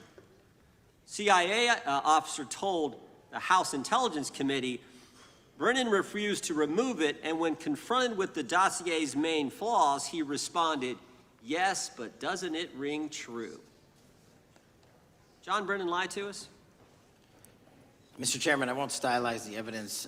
What I will say is that the intelligence community assessment, those that created it and any individual involved with it, is an ongoing investigation. There's an investigation into what took place in December and January of December 2016, January 2017, when this whole thing started, this grand conspiracy. That is being investigated, is that right? That has been publicly announced by the department. That's been announced by the department. Did Chris Wray hide documents from this committee? You would know better than me, sir. Well, I think you told us like 700 pieces of information you've given this committee since you've been director relative to just one incident, the Catholic memorandum from the Richmond field office. I can give you the comparison, sir. Yeah, the Catholic memo, I believe we turned over 750 documents. In Mr. Ray's tenure, I believe they turned over 19 pages. 19 pages. You've given us 700. Why would Chris Wray hide information from this committee? You'd Want have to to hazard a guess? I'm sorry? Hazard a guess why he would do that? I don't know, sir. I think maybe it was because FBI was spying on a priest, trying to get him to break the priest penitent confidence that exists. You think maybe that was the reason? You'd have to ask him, sir. Yeah, we'd love to do that. I want to read a few names here. Arctic Haze, Tropic Vortex, Riding Hood, Foggy Falls, Echoes Fate, Sirens Lure, Genetic Christmas. What are these code names about, Director? You know? Not off the top of my head. Well, Arctic Haze, Tropic Vortex. My understanding, these are code names for leak investigations of classified information from the year 2017. Does that ring a bell? In terms of leak investigations, many of those are classified and many of those are ongoing, Mr. Chairman. But we are working with you to produce documents as we close those investigations or as we declassify them. Let me ask you this question, because this is something I've wondered about, the way the FBI used to work. The way this whole thing kind of, so many of these things unfolded. Seems to me you had all these people in government leaking information that then gets reported in the press, there's a story written about it, and then that article is then used to further the investigation and move forward with what they want to do. Did that take place back in 16 and 17? That's the exact scenario that took place in the FISA application for Carter Page and the rest of the Trump campaign. And that is frightening, because that's what the CIA is supposed to do in foreign countries. It's not supposed to happen to Americans, but it did, didn't it, Director? Yes. And not just any Americans, it happened with the President of the United States. Is that accurate?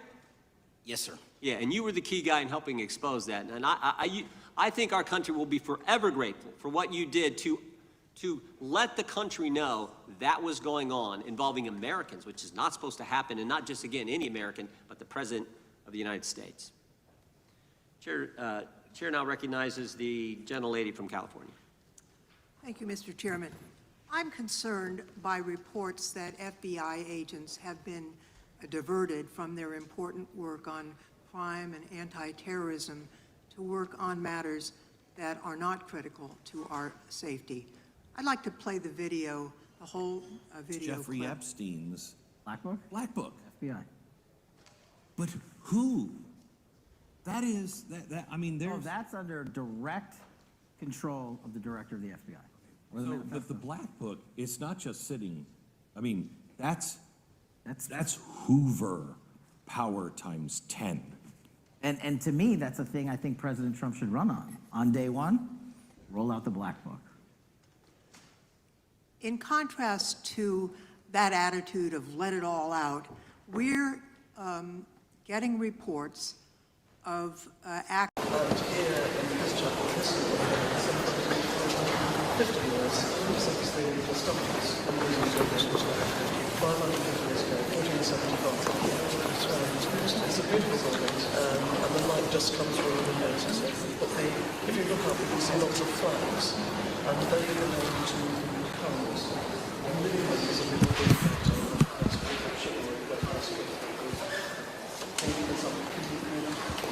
his own subjects.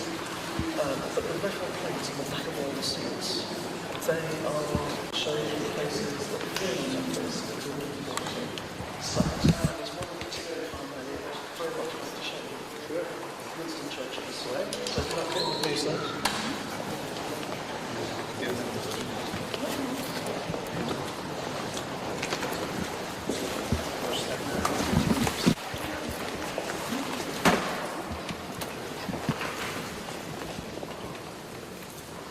So some of those ones up there date back to the 14th and 15th century. But here is Winston Churchill's coat of arms, and this is where he sat. He was made of member by yeah, that's right. So from 1953, he was made a member of the Order of Merit. And that just marks this place. So all the other people who sat here. So some officers were going to the that's right. So once it was given to those things. But the ones at the top were much earlier than David. But I'm going to show you what the David as well. So we can't take it from the 14th century.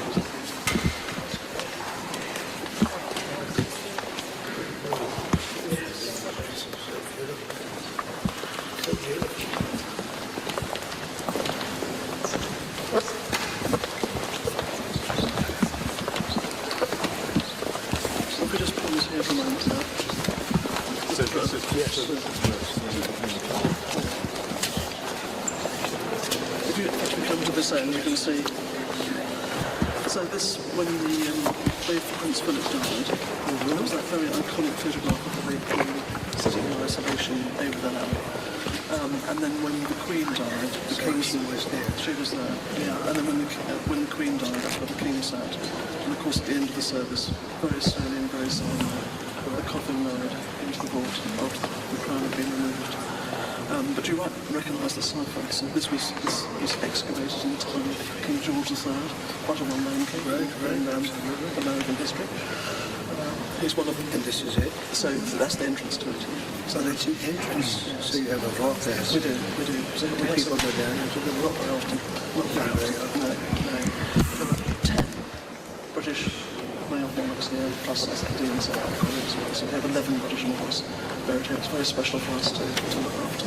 It's a lot of history. It's a lot of history, yes. And sadly, we haven't got time to do all of it today. Oh, that's okay. That's okay. It's a great job you've done. Thank you very much. It's a pleasure. It's a pleasure. And just since I'm in the job on trade and industry and so forth, you look at the very, very bottom bit of the window, the much smaller figures, yes. They all allude to the good works of Prince Albert, Queen Victoria's husband. And you can see this trade and industry, innovation, art and crafts, all things that we're jointly so interested in, keen to improve. What a place. What a place. It's been a pleasure having you. Thank you very much. Thank you very much indeed. Thank you. This is Thomas. Very good, yeah. Thank you very much. The Dean will... Thanks, I think in order to keep it in time. This was a great honor. Thank you. Really.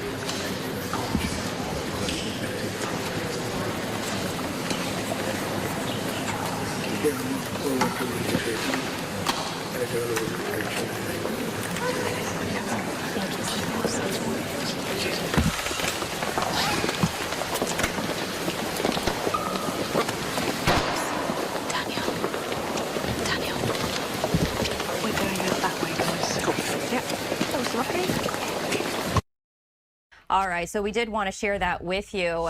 That was an event that happened just moments ago as President You know, we've seen spy balloons traverse the United States. We've seen police stations in communities around America.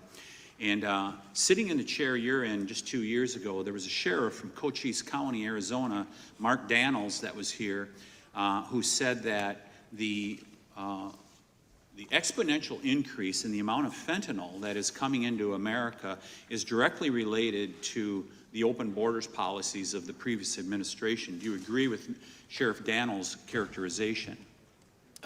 In large part, yes. So, since you've been director, has there been a reduction with, I mean, we've talked about how the border is largely secure now, right? The southern border.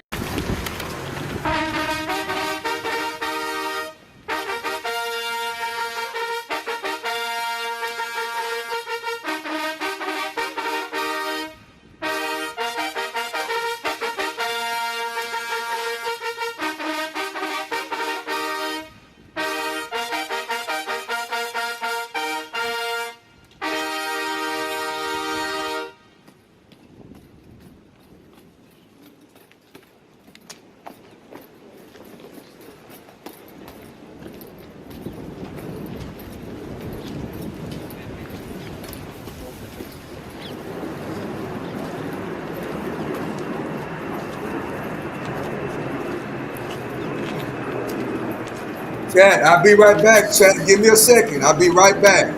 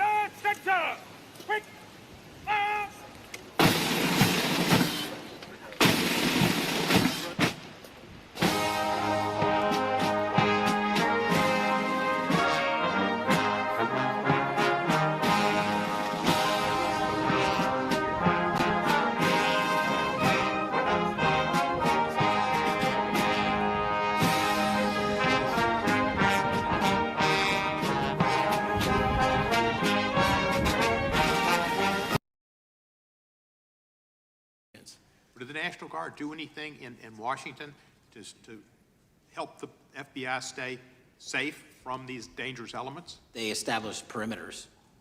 Established perimeter, and the criminals knew about it, so they... It was a visible force, sir, so they kind of saw it. Well, what you did, I commend you for what you did, and I think the FBI coming in, we have a crime problem in Memphis. The FBI has helped, DEA will help, and the ATF will help. I don't think the National Guard's going to help, and what I've seen, they're not trained in law enforcement, are they? No, sir. And so that could be a problem. Who will direct the National Guard in Memphis? Will it be, will they have control over your agents? No, sir, they won't. Who will have control over your agents? You? Well, the SAC and then ultimately the chain of command up to Washington, D.C. will control the FBI, but there's a task force that was put together that is going to be led by an interagency. The heads of U.S. Marshals, DEA, and FBI will be working together with DHS collectively on this. Have you visited Memphis before? Yes, sir, I have. So you know how good a city it is. I love Memphis. A lot of us do. And Memphis is a great city, great history, civil rights museum. Might say something about slavery, but that was the history. It needs to be taught. Blues, Elvis. Beale Street. Beale Street, right. Barbecue. And people should come. It's not a troubled city. We've got some crime, but it's not a troubled city. We're not troubled, and we love our city. And we hope that the National Guard doesn't come in and cause people to have questions about Memphis, because it's a city they should visit. Let me ask you this about, you said that the homicide rates are coming down to an all-time low? In modern recorded U.S. history, yes, When sir. does modern recorded history start? I think the FBI, and I'll get back to you on this, has stats on that going back about 30 years, sir. Okay, I was thinking back to Ozzie and Harriet, and I didn't think you could beat Ozzie and Harriet's time. Secondly, you mentioned the Epstein case. Did any of the women that were victims, and they came up here and had a press conference and all, did any of them contact your office and ask to give information? To my knowledge, no, sir. If they did, let me ask you first, is there a statute of limitations on sex crimes like that, with sex with a minor, rape? The DOJ is the expert, but I do not believe there's a statute on that, limitations on that. So if there's not a statute of limitations, should you not be interviewing those people who know who raped them and the names and the places and give you that information? That seems like that's a treasure trove of information, and it's a serious, serious, serious number of crimes. Sir, I couldn't agree with you more. We've been very public about asking individuals to come forward with new information, and we would run out every single lead on that. Well, I'm sure the women will come forward, especially today, to be sure that they will get an opportunity, because that seems like something we ought to do.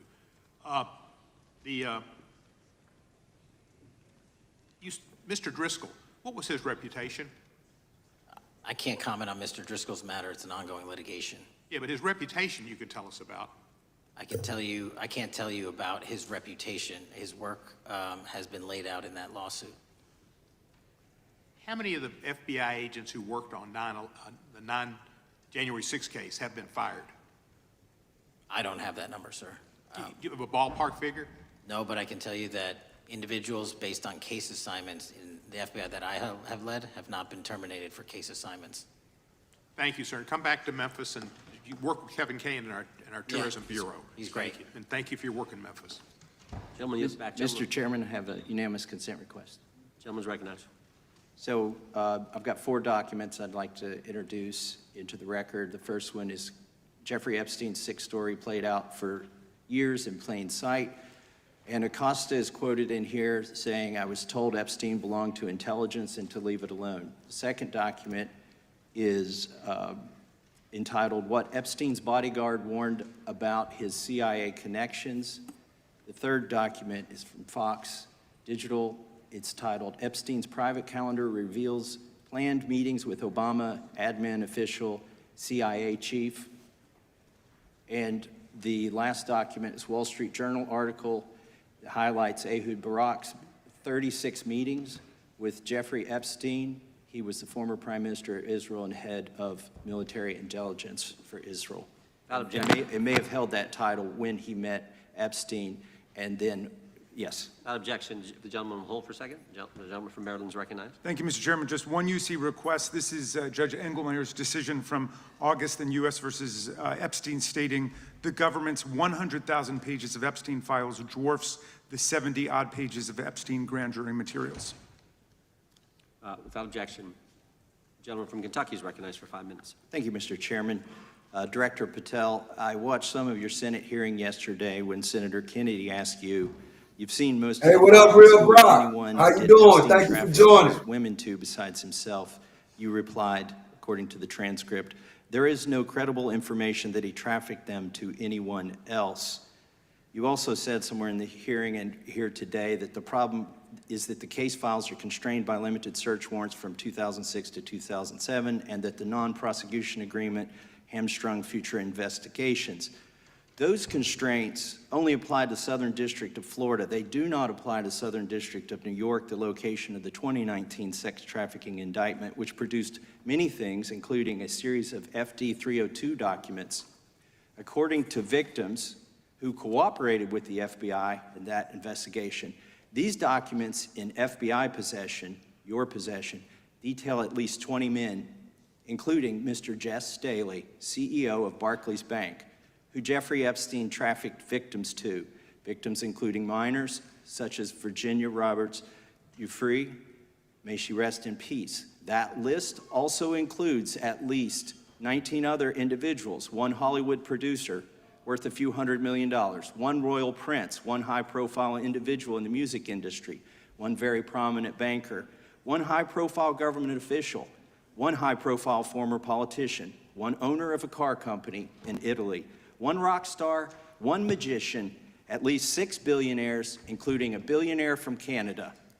We know these people exist in the FBI files, the files that you control. I don't know exactly who they are, but the FBI does. Have you launched any investigations into any of these people, and have you seen these 302 documents? Sir, I have asked my FBI agents to review the entirety of the Epstein files and bring forth any credible information, and we're working with Congress not only to divulge that information and produce it to you, but any investigations that arise from any credible investigation will be brought. There have been no new materials brought to me launching a new indictment. So is the loophole here, or is it your assertion that these victims aren't credible, that the 302s maybe didn't produce credible statements that rise to a probable cause? It's not my assertion, sir. It's the assertion of two different United States attorneys' offices from 3 separate administrations who investigated those same materials in lifetime. Are the 302 documents in the FBI's possession? They reviewed all that, yes, sir. And so have you reviewed those 302 documents where the victims name the people who victimized them? If I personally know, but the FBI has. So how can you sit here and in front of the Senate and say there are no names? I said I named one today. I said we are not in the practice at the Department of Justice FBI of releasing victims' names.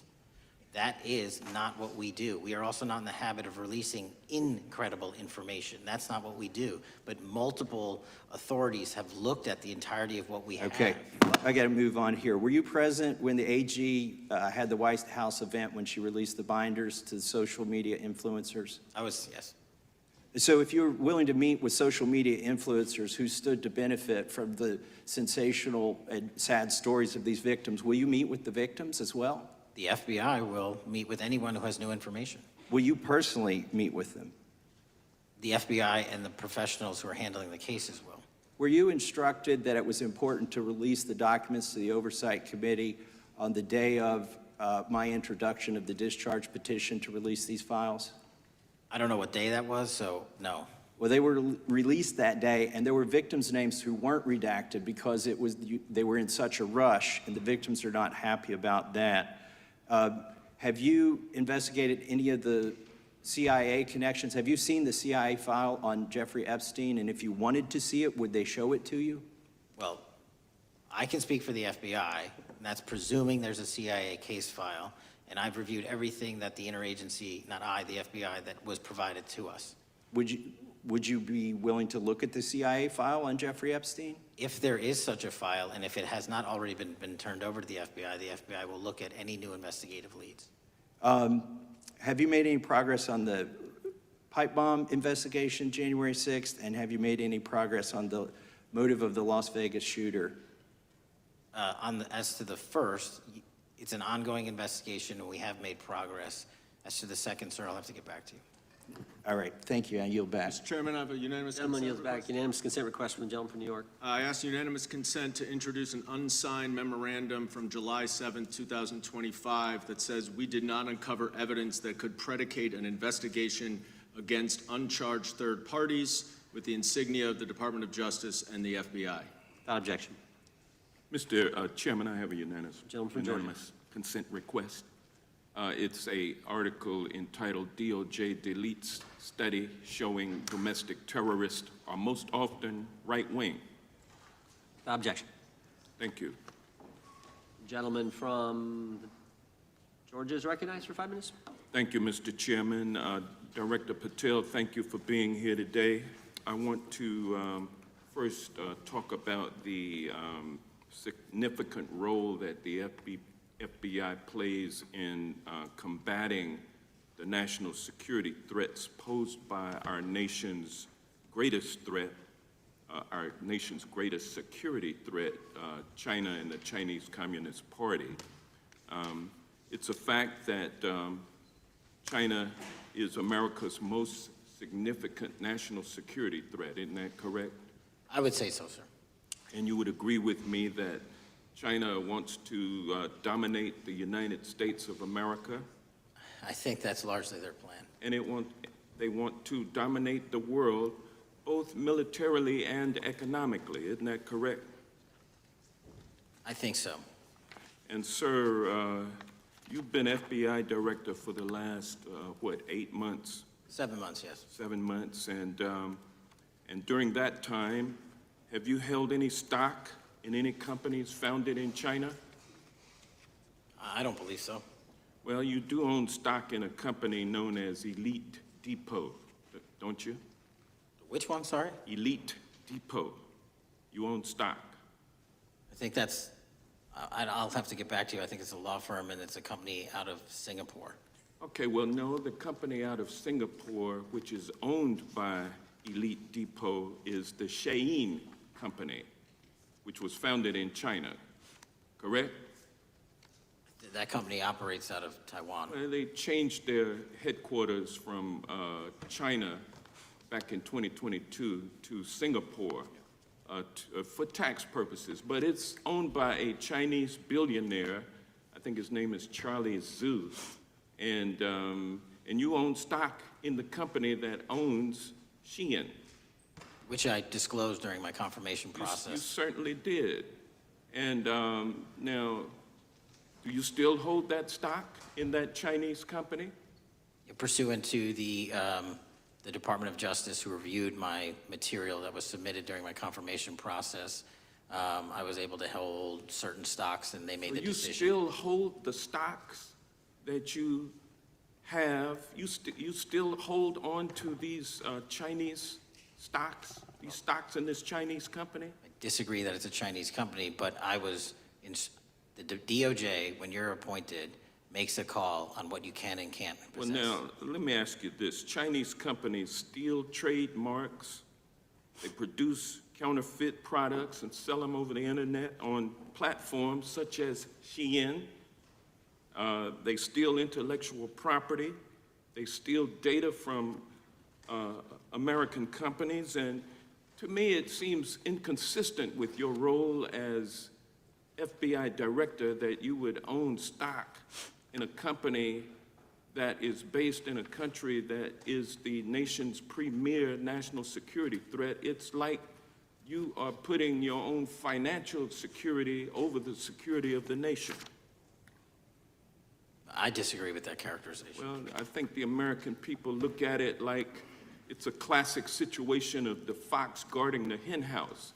If the FBI is charged with investigating espionage, economic espionage by companies controlled by the Chinese Communist Party, and you are the director of the FBI, you've got a conflict of interest. Sir, I would just show if there's any intimation that I'm against. Why are you holding on to this stock? It wasn't a decision I made. And it's valued at up to $5 million as of when you last reported, correct? $5 million in stock? No, I don't follow it. You don't follow it, but you're still making money off of it. I don't have any money off of anything. Well, What I have done... Trump's trade policies directly impact the value of that Chinese stock. Won't you agree with that? Which trade policy? I'm not a trade expert. Okay, all right. But I want to tell you this. Crazy on me today. Let me ask you this question. Why are you hiding pedophiles? Why are you shielding pedophiles? Why are you protecting pedophiles? That is maybe the most offensive thing you could say to me, given the numbers. Well, you have not released the Epstein numbers files. Of pedophiles. You were aware of the Epstein client list that was published in the 18,000. Time the gentleman has expired. The gentleman yields back. Can he answer the question? Can I just respond? Of course, the gentleman can answer the question. Since I took over the FBI, there has been a 33% increase. Sir, all of that started under Christopher Your Wray. time is done, but No, it didn't. the witness gets All to of answer that the started question, under and the then we'll go to our previous, next. 33 FBI director, sir, and you're coming in here trying to take credit for something that a previous director instituted and largely brought to conclusion. I take I no think it's credit. been clear that the It's director offensive. has numbers are so incorrect much also. better than the previous director. It's Kirk Patel, if you want to I take- answer the question. I take no credit. The men and women of the FBI have seen a 33% increase in the number of counterintelligence arrests out of the PRC. And so all of a sudden, with you coming in 7 months ago, Gentlemen, his time has expired. And on the sir, pedophile American public not gonna accusation, go for that. we have arrested 1,500 child predators in the last 7 months. Under That's investigations more than initiated by anybody the prior Appreciate the directorship. director's good work, and we really appreciate that the time the gentleman has expired. We now go to the gentleman from Texas. I thank the chairman. I thank the FBI director for coming before the committee. I assume the FBI director, Mr. Patel, I believe you probably agree with me that there is a significant organized effort on the left side of the political spectrum to advance criminal organizations being able to put more criminals out on the streets. And that what we've seen this in daily action. Are you familiar with the report that came out this last Monday from the Law Enforcement Legal Defense Fund? I'm not familiar with that, sorry. So this report came out this past Monday, and it said that significant amount of the money flowing out of George Soros and other leftist organizations and funders has been funding DAs and prosecutors, and quote, many of these DAs had never managed an office, prosecuted a criminal case, developed organizational policies. In dozens of America's largest cities and counties, this report finds these progressive district attorneys have outsourced core parts of the American criminal justice system to activists and political donors, taking direction and advice on everything from staffing decisions and communication strategy. Organizations, it's a complex web of donors going in through these organizations to put radical DAs and prosecutors out there, putting criminals on the streets. Does the FBI director agree that this exists and is a problem? I will accept the factual representation, and if that exists, it is a problem. The organizations such as TIDES, the Fair and Just Prosecution, Brenner Center for Justice, Partnership for Safety and Justice, the Vera Institute of Justice, the amount of dollars flowing from George Soros through and to these organizations and to the various prosecutors that have resulted in increased crime on our streets, including the brutal murder of the Ukrainian refugee in Charlotte.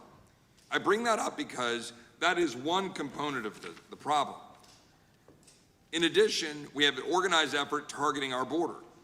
The NGOs, the nonprofits, and the deep pockets, the United Nations, charitable organizations, and a long list of over 250 organizations that the Center for Immigration Studies put out that lays out a complex web of organizations that were moving people into our country, knowing that they're dangerous, knowing that they're criminal, associated with taxpayer dollars flowing through the United Nations and donor dollars flowing through organizations, including ostensibly religious ones, putting these dangerous individuals on the street that resulted in fentanyl in our communities, that resulted in the death of Jocelyn Nungare, of hundreds, thousands even, as the director testified, 100,000 people dying from these narcotics every year.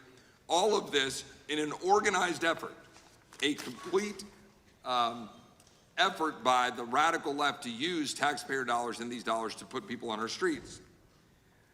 In addition, the extent to which we've seen now with the Southern Poverty Law Center and their hate map targeting, for example, the Family Research Council, where we had a shooting right here in DC over a decade ago, putting Charlie Kirk, putting a target on TPUSA, Antifa, other radical organizations that are very specifically organized in targeting conservatives and ordinary Americans.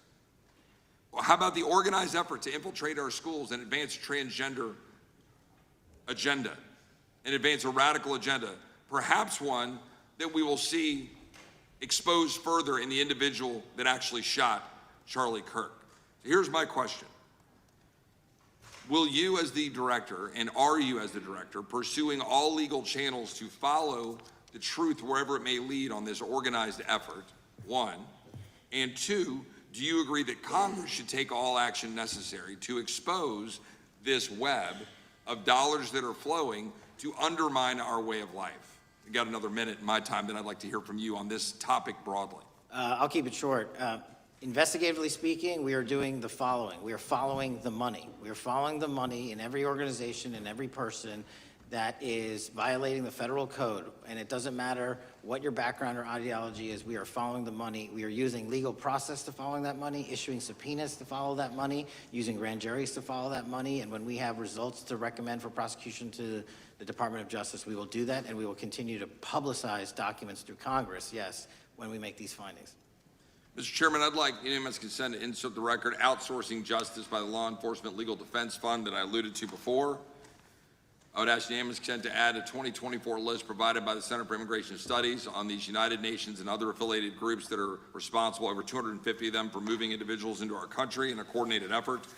I would like unanimous consent to insert a letter that I sent that currently has 33 members of the United States House of Representatives have signed on it, calling for a special select committee to pursue the organized effort from the radical left to target our way of life and undermine our security by putting criminals on the street and having our borders being wide open and putting us in danger. With that, I would yield back. Without objection. Gentleman yields back. Mr. Chairman, I have a couple of unanimous Gentleman's recognized. requests. One is a letter from Senator Tom Cotton dated last year urging the U.S. to, quote, ensure that data from U.S. companies is not harvested by the Chinese Communist Party through the purchase of Xi'an software and technology. Without objection. And also a statement by Marco Rubio, then Senator Marco Rubio, which warned our UK allies about, quote, Xi'an's deep ties to the People's Republic of China. Without objection. Also,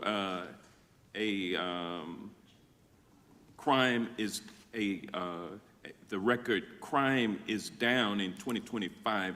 Trump doesn't deserve credit, which demonstrates that the crime rates have been decreasing since 2023, which was published by the Vera Institute. Also, a unanimous consent request to enter into the record a NPR report from July of 2024. GOP vows to make America safe again. Statistics contradict their growing crime claims. Without objection. Also, a report out of the American Presidency Project dated January 17, 2025, record low crime during the Biden-Harris administration. Without objection. Also, Joe Biden is correct that violent crime is near a 50-year low, which was a PolitiFact publication of May 2024. And last but not least, a FBI releases 2024 reported crimes in the nation statistics. These are FBI statistics published on August 5th, 2025, which details decreases in murder, rape, aggravated assault, and robbery in 2024. Without objection. Gentleman from Kentucky is recognized for unanimous consent. Mr. Chairman, I ask unanimous consent to submit two sets of documents. The first is a series of emails from the victims of Jeffrey Epstein. They are making FOIA requests to get their own FBI files and not having any success. So I want to bring attention to that by submitting that to the record. The second document that I want to submit to the record, for the record, I know we don't usually read these. This one's not readable. It's completely redacted. For the most part, the first 50 pages. This is actually the search warrant that was served on James O'Keefe for a diary that he had already given to the government 2 months before. And as it turns out, there were no indictments here, yet he still doesn't know why he was raided, and I think he deserves to know. So, Without objection. Thank you. The chair now recognizes the gentleman from California. Director, the first time you saw Donald Trump's name was in the Epstein files. Did you close the files or keep reading? I have reviewed not the entirety of the files, so I have. You haven't reviewed all of the Epstein files? Personally, no. You're the director of the FBI. This is the largest sex trafficking case the FBI has ever been a part of. Buck stops at the top, and your testimony today is you have not reviewed all the files. What I've been doing is been busy providing the safest country this country has seen in modern U.S. history in historic speed, because the men and women of the FBI are given the resources to reduce the homicide rate, to reduce the drug trafficking rate, to reduce the amount of children that are being trafficked and the number of pedophiles. It sounds like those children being trafficked would appreciate the director reviewing the files. You said you don't know the number of times Trump's name appears in the files, so it could at least be 1,000 times. Is that right? The number is a total misleading factor. We have not released anyone's name in the Epstein files that has not been credible. Director, could it at least be 1,000 times? We have released every piece of legally permissible information. Okay, you can so characterize the numbers however you want it. Reclaiming my time, Director. it sounds like if you don't know the number, it could at least be 1,000 times. Which It's not. leads me- It's not. Is it at least 500 times? No. Is it at least 100 times? No. Then what's the number? I don't know the number, but it's not that. Do you think it might be your job to know the number?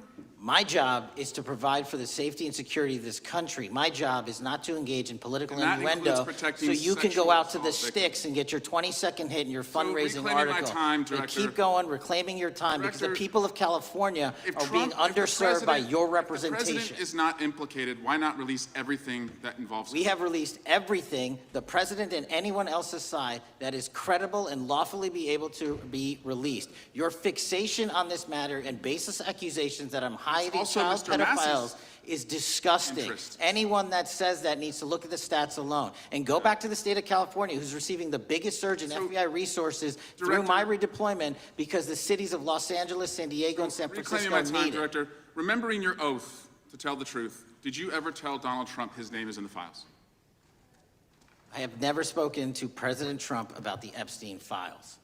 Did you ever tell the Attorney General that Donald Trump's name is in the Epstein files? The Attorney General and I have had numerous discussions about the entirety of the Epstein files and the reviews conducted by our team. Did you tell the Attorney General that Donald Trump's name is in the Epstein files? And we have released where President Trump's Did you, name is in it's the a simple attorney's question. file. Did you tell the Attorney General that the President's name is in the Epstein files?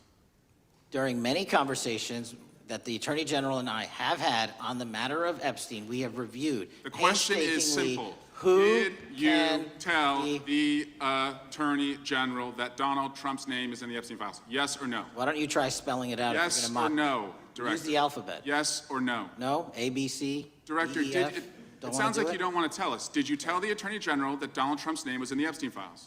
Why don't you try serving your Director, constituency did by you tell the focusing on Attorney reducing General violent that Donald crime in this Trump's name- country and the number of pedophiles that are Director, illegally reclaiming my harbored in time, your Director. sanctuary cities in Director, California? reclaiming I'll my work with time. you on that. Do Regular you order, wanna Mr. work with us Chairman. on that? Director, Time reclaiming my belongs to the time. gentleman from California. Did you tell the Attorney General that Donald Trump's name is in the Epstein files? Yes or Question no? has been asked and answered. You've not answered it, and we will take your evasiveness as a consciousness of guilt. Director, did Donald Trump ever say to you, just find and release the entire truth? Don't worry if I'm in it? The instructions from the administration were to release all credible information, and we have done that. Did Donald Trump ever provide information about Jeffrey Epstein as an informant? Donald Trump has not been, and I can only speak for the FBI, an informant of the FBI. So, Director, you've played this cute shell game where you say you can't release everything because the court has said that it legally is not allowed to be released, but the court calls bullshit. Judge Richard Berman said that when you went to the court, quote, information contained in the Epstein grand jury transcripts pales in comparison to Epstein investigation information and materials in the hands of the Department of Justice. So let's move on, Director. You wrote a book called Government Gangsters. You identified 20 individuals in that book. You put me on that list at the top of the list. Thank you. My children find it flattering. 20 of those individuals have been investigated or have had adverse actions. Director, considering that you have identified these people as, quote, government gangsters, will you recuse yourself from making any investigation decisions about these individuals? Anyone that has been terminated at the FBI has been done so the because question they failed again. to meet the muster in Director, their constitutional I will obligation. work on the No. audio-visual capabilities. I'm of going to the borrow service. I your don't think you can hear me. terminology and call I'm reclaiming bullshit my on your time. entire career in I'm Congress. reclaiming my It time, has been Director. a disgrace to the American Director, I'm people. reclaiming my You time. can reclaim your Will you time all you recuse want. yourself? Chairman, Try you're and going to protect allow a the witness citizens to of speak this California. way? Mr. Chairman, would you give it? Recuse yourself, The gentleman has no time. Mr. Chairman, would you Mr. admonish the Chairman, witness not to insult members? Gentleman has no time. Mr. Chairman, just committee will remember. Quick point of order. Could the gentleman be extended an additional 20 seconds to complete his thoughts since the witness decided to interrupt him continuously? And the witness will be able to respond if he wants. We'll make sure Thank he has you. time to do that. My question Gentleman, is, continue. will you, Director, recuse yourself, yes or no, from investigating or making decisions about the 60 individuals, including myself, that you identified as government gangsters? Yes or no? Time of the gentleman has expired. The witness may respond if he would like. And the answer was no, as I heard. Correct. Okay. The gentleman from Wisconsin, the gentleman yields back. The gentleman from Wisconsin is recognized for 5 minutes. Thank you, Chairman. Thank you, Director Patel, for being here today. I wanted to talk a little bit about the assassination of Charlie Kirk and the FBI's subsequent investigation. I know it's really sensitive, And, you know, you can make the call as to whether or not, obviously, it's something that you can respond to. But I think it's still fresh on many people's minds. I want to congratulate you and Utah law enforcement for the work you did in identifying the suspect and apprehending him. According to public reports, and I think this is what maybe it's, I still have questions about, and maybe the public does. According to public reports, the alleged shooter arrives on the Utah Valley University campus nearly 4 hours before the shooting. Was that your understanding? Is that kind of? I'll let the public reports reflect themselves. I don't have the exact timeline. Okay, so we don't have any idea kind of his prep or how he set up or how he utilized that time when he first showed up on campus? All of those are being currently investigated through our cell phone analysis and through our witness interviews, and the state of Utah has now announced charges seeking the death penalty against this suspect, so we're a little limited in what we can continue to say. Sure, I understand. And the suspect, like you referred to, is then captured on security footage jumping off the roof of the alleged shooting location, the Losey Center. Do we have any idea how the suspect got up on the roof in the first place? I think for members of Congress, especially after Butler in Pennsylvania, it's just unimaginable that there could be some type of security breakdown prior to an event of that size where somebody could access a rooftop. So not commenting on the case, but having gone to the crime scene and walked the steps that we believe were taken, the roof was actually readily accessible through an exterior stairwell, so anyone could have gotten on it. Okay. The suspect flees on foot to kind of this wooded area where he drops the rifle, wraps it in a towel, and then proceeds to his staged vehicle and basically drives home. So do we have any idea what the towel was about? Was it used later to identify a place where the firearm was left, or? What we can tell you is the towel, there was a screwdriver found on the rooftop, which DNA was collected off of, and the towel was found wrapped around the firearm in question in a wooded area next to the campus. All have been processed for DNA. And then, according to the suspect's roommate, there were allegedly messages on instant messaging platforms, specifically Discord, suggesting the towel may have been used to identify that weapon's location. So the public reports have suggested that the shooter acted alone. Do we still believe that that's true? Do we have any idea as to whether or not those Discord messages led us to believe that the shooter may have had help in any way or assistance? I can only speak to the FBI's investigation, and our investigation is ongoing, and we are interviewing any of those individuals involved in that chat and other individuals in the area. Very good. And so my suggestion, if there are accomplices, I'm sure. I can only speak to the FBI's investigation, and our investigation is ongoing, and we and other individuals in the area. Very good.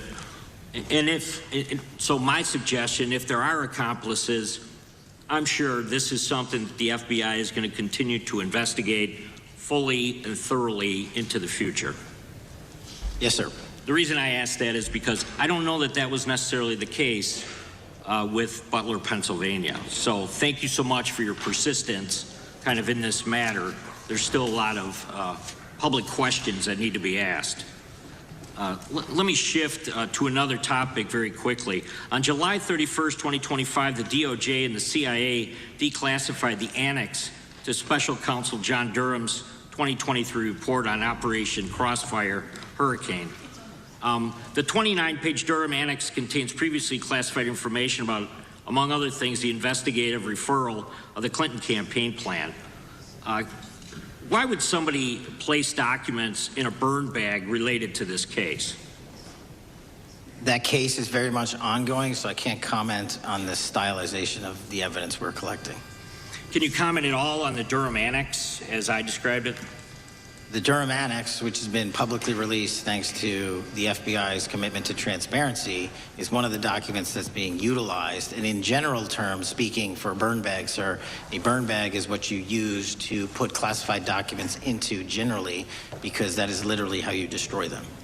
So it appears that efforts were made by the Clinton campaign to reach out to the FBI agents or the Clinton sympathizers in the intelligence community in order to lead more credibility to the Clinton campaign plan. Do you think that's an accurate characterization? Again, I'm not going to characterize that material because it's part of an ongoing investigation. Thanks for being here today. I yield back. Gentleman yields back. Gentleman from California is recognized. Thank you, Director Patel, for being here today. The FBI searched Jeffrey Epstein's Manhattan residence, correct? I believe that happened in 2018. I think there was 2 locations, sir. It's 2019, and in that residence, the FBI found a safe, correct? I don't have the catalog of evidence in front of me. In that residence, the FBI found a safe, correct? I'll accept your representation. Okay. And in that safe, the FBI found topless and lewd photographs of girls, correct? Again, sir, I'll accept your representation. I don't know. Thank you. It was all over the media at the time. There's a New York Times article that says Jeffrey Epstein is indicted on sex charges as discovery of nude photos is disclosed, dated July 8th, 2019. And the Times reports a trove of lewd photographs of girls was discovered in a safe inside financier Jeffrey Epstein's Manhattan mansion. Author Michael Wolff has conducted numerous interviews of Jeffrey Epstein. I'm going to play for you a video clip of what Michael Wolff said Epstein told him was in the safe and what he showed the author was in this safe. So let's please play that clip now. Elected. And I was sitting talking to Epstein, and he said, "Wait a minute, I got to show you something." And then he went into his safe, and he came out with photographs. They were Polaroids, I think, and he kind of spread them out like playing cards, and it was Trump.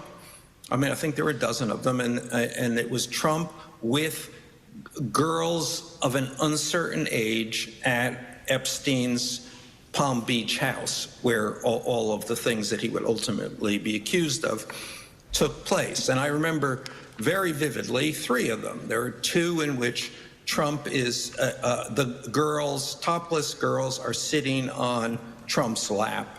And then a 3rd in which he has a stain on the front of his pants. And the girls are kind of pointing at it, sort of bent over, laughing. So, Director Patel, I'm going to ask you a very broad and general question. As you know, Donald Trump and Jeffrey Epstein were friends. There are, of course, photos showing Donald Trump together with Epstein, correct? I don't have the entirety of the photographs, but I think they've been photographed in public together. All right. Are there any photos showing Donald Trump with girls of an uncertain age? No. How do you know that? Because that information would have been brought to light by multiple administrations and FBI investigators over the course of the last 20 years. Well, you know what? That's just not true, because no one knew about the creepy birthday message that Donald Trump wrote to Jeffrey Epstein until the Wall Street Journal disclosed it, and then all of a sudden, the Epstein estate provides it to Congress. Well, so certainly, you weren't there at the search. You don't know what Epstein may or may not have done with those photographs even prior to the search. Maybe someone has it. Maybe the Epstein estate has it. You raise a great point. So I'm going to ask you, have you asked to talk to Michael Wolff? You raise a great point. I haven't personally asked to talk to Michael Wolff. Has the FBI asked? But the FBI, I'll get back to you if the FBI specifically so Michael Wolff has ever. About 100 hours of testimony of Jeffrey Epstein. Wouldn't it be good for the FBI to interview Michael Wolff? I'm not saying they haven't. I just don't know. Has FBI subpoenaed the tapes that Michael Wolff has conducted of Jeffrey Epstein? I don't know. All right. So if you could provide us an answer, that would be terrific. Sure. Well, let me ask this question then. Have you looked at all the photos in Epstein files? I have looked at all the information that the investigators who investigated this case have provided to run out credible leads. And in the Epstein file, was there that creepy birthday message that Donald Trump had written to Epstein? No, that's what I was trying to tell you. You raise a great point. The estate of Jeffrey Epstein has a voluminous amount of information that they have not released before.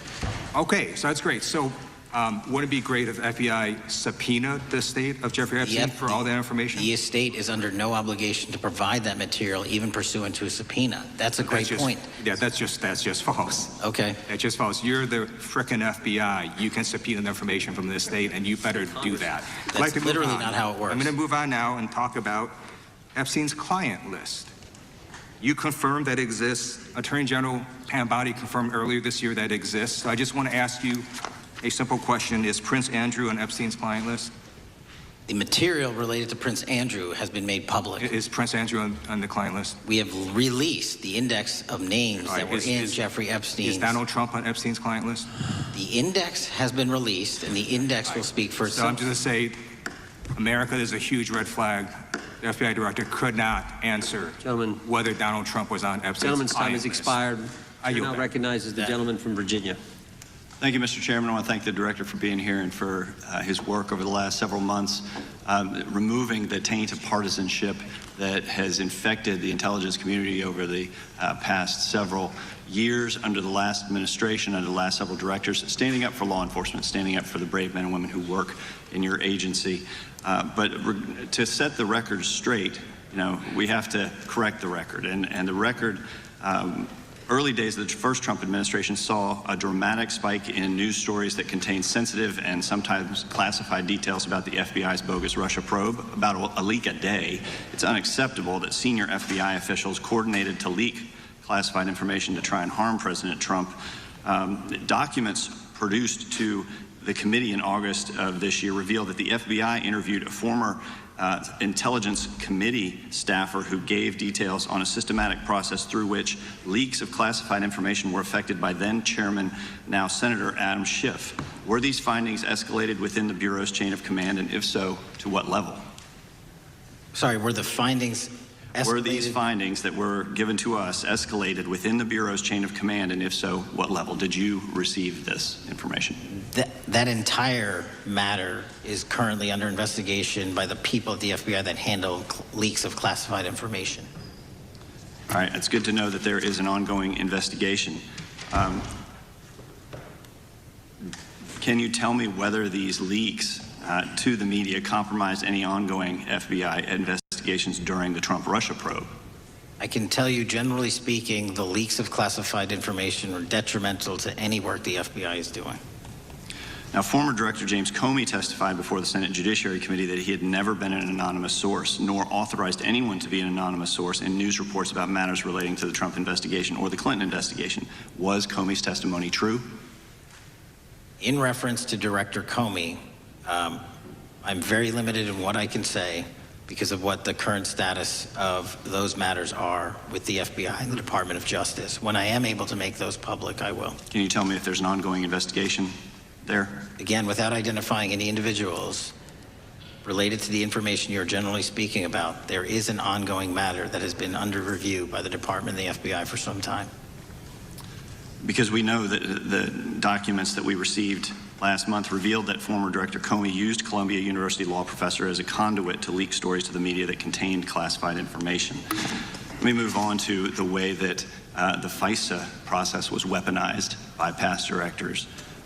Prior to your confirmation, you raised concerns about government misuse of FISA, including Section 702, stating that FISA was in need of major reform. Specifically, you highlighted that the Fisk report that the FBI had conducted 278,000 improper searches of the FISA database. Do you remain concerned about governmental abuse of FISA in Section 702? I'm always concerned, but what we've done since I became FBI director is implement new audit systems. We are nearing 100% review of the 702 query system that you are specifically referring to, and we've also eliminated anyone that has ever touched that database that has in any way made a mistake, whether intentional or not. And we have also identified a system in which those going forward who misuse the 702 system, they don't get 2 strikes. They get 1 and you're done.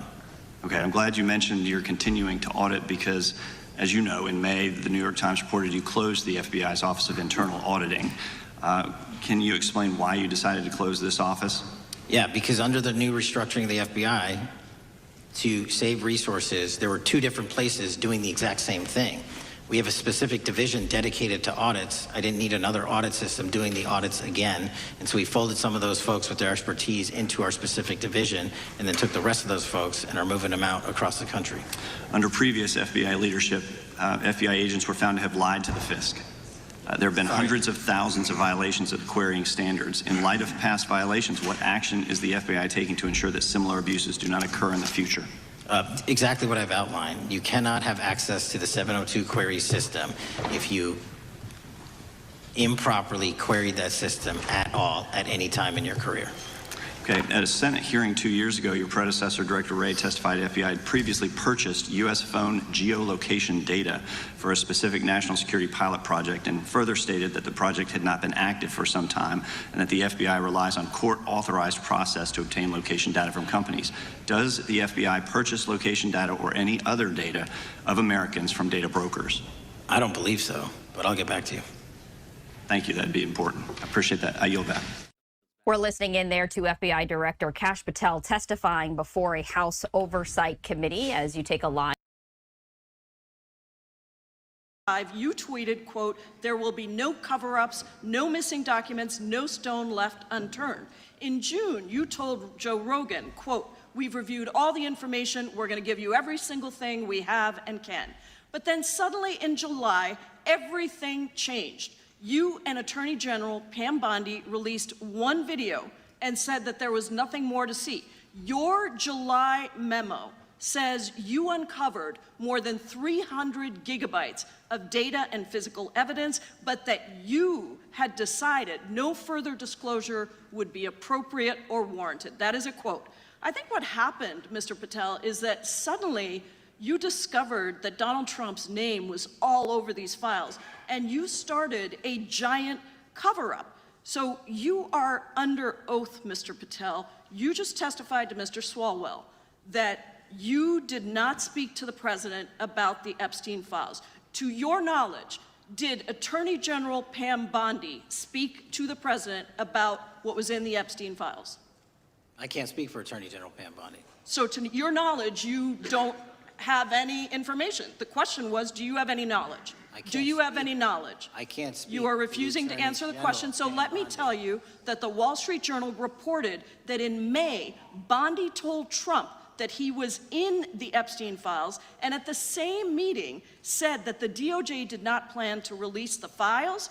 Yesterday, you testified to Senator Kennedy that there was, quote, no credible information that Epstein trafficked girls to anyone else, and that you have, quote, continuously and publicly asked the public to come forward with more information and we'll look into it.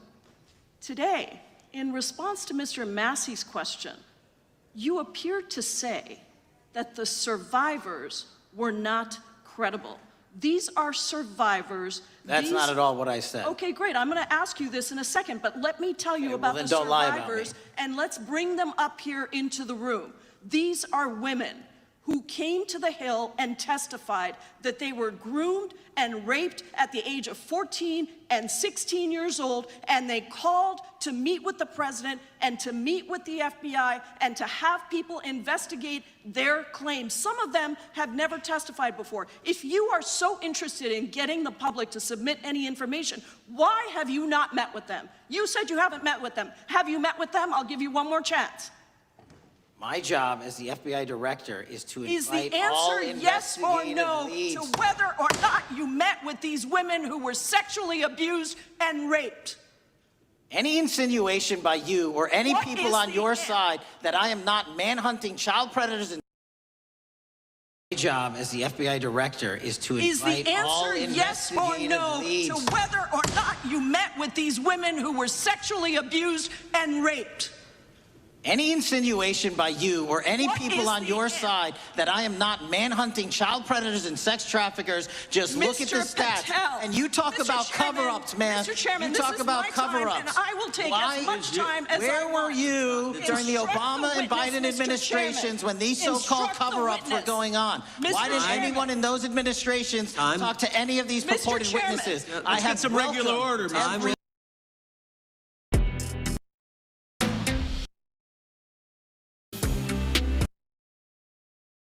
before. If you are so interested in getting the public to submit any information, why have you not met with them? You said you haven't met with them. Have you met with them? I'll give you one more chance. My job as the FBI director is to invite all Is the answer yes or no leads. to whether or not you met with these women who were sexually abused and raped? Any insinuation by you or any What people is on the your an- side that I am not manhunting child predators and sex traffickers, just look at the Mr. stats. Patel, And you talk Mr. about Chairman, cover-ups, man. Mr. Chairman, you this talk is about my time, cover-ups. and I will take as much time as I Where were want. you during the Instruct Obama the and witness, Biden Mr. administrations Chairman. when these so-called Instruct the cover-ups were witness. going on? Mr. Why didn't Chairman. anyone in those administrations talk to any of these Mr. purported Chairman. witnesses? Let's I get have some regular order, Mr. every Chairman. single person to provide credible information. Time belongs to the gentlelady from Washington. And I'm When gonna you- take When another you couple accuse of the minutes. witness of something, he's allowed to respond. That's how it works. You say Listen, he something, didn't even, say the- excuse me, he's allowed to Mr. Chairman, you have respond. always been fair, but this And is I'm not being fair. and you will get No, your, this you will is get my your time, and he You will give said the that gentlelady the and a few witnesses additional were not credible. seconds of time. I'm gonna get an additional minute of time because No, that's you'll how get much time you he won't get a took. minute. You'll get some seconds. What we think is under 5 minutes. You don't get to demand how Mr. much time you Patel. get. That's not how it works.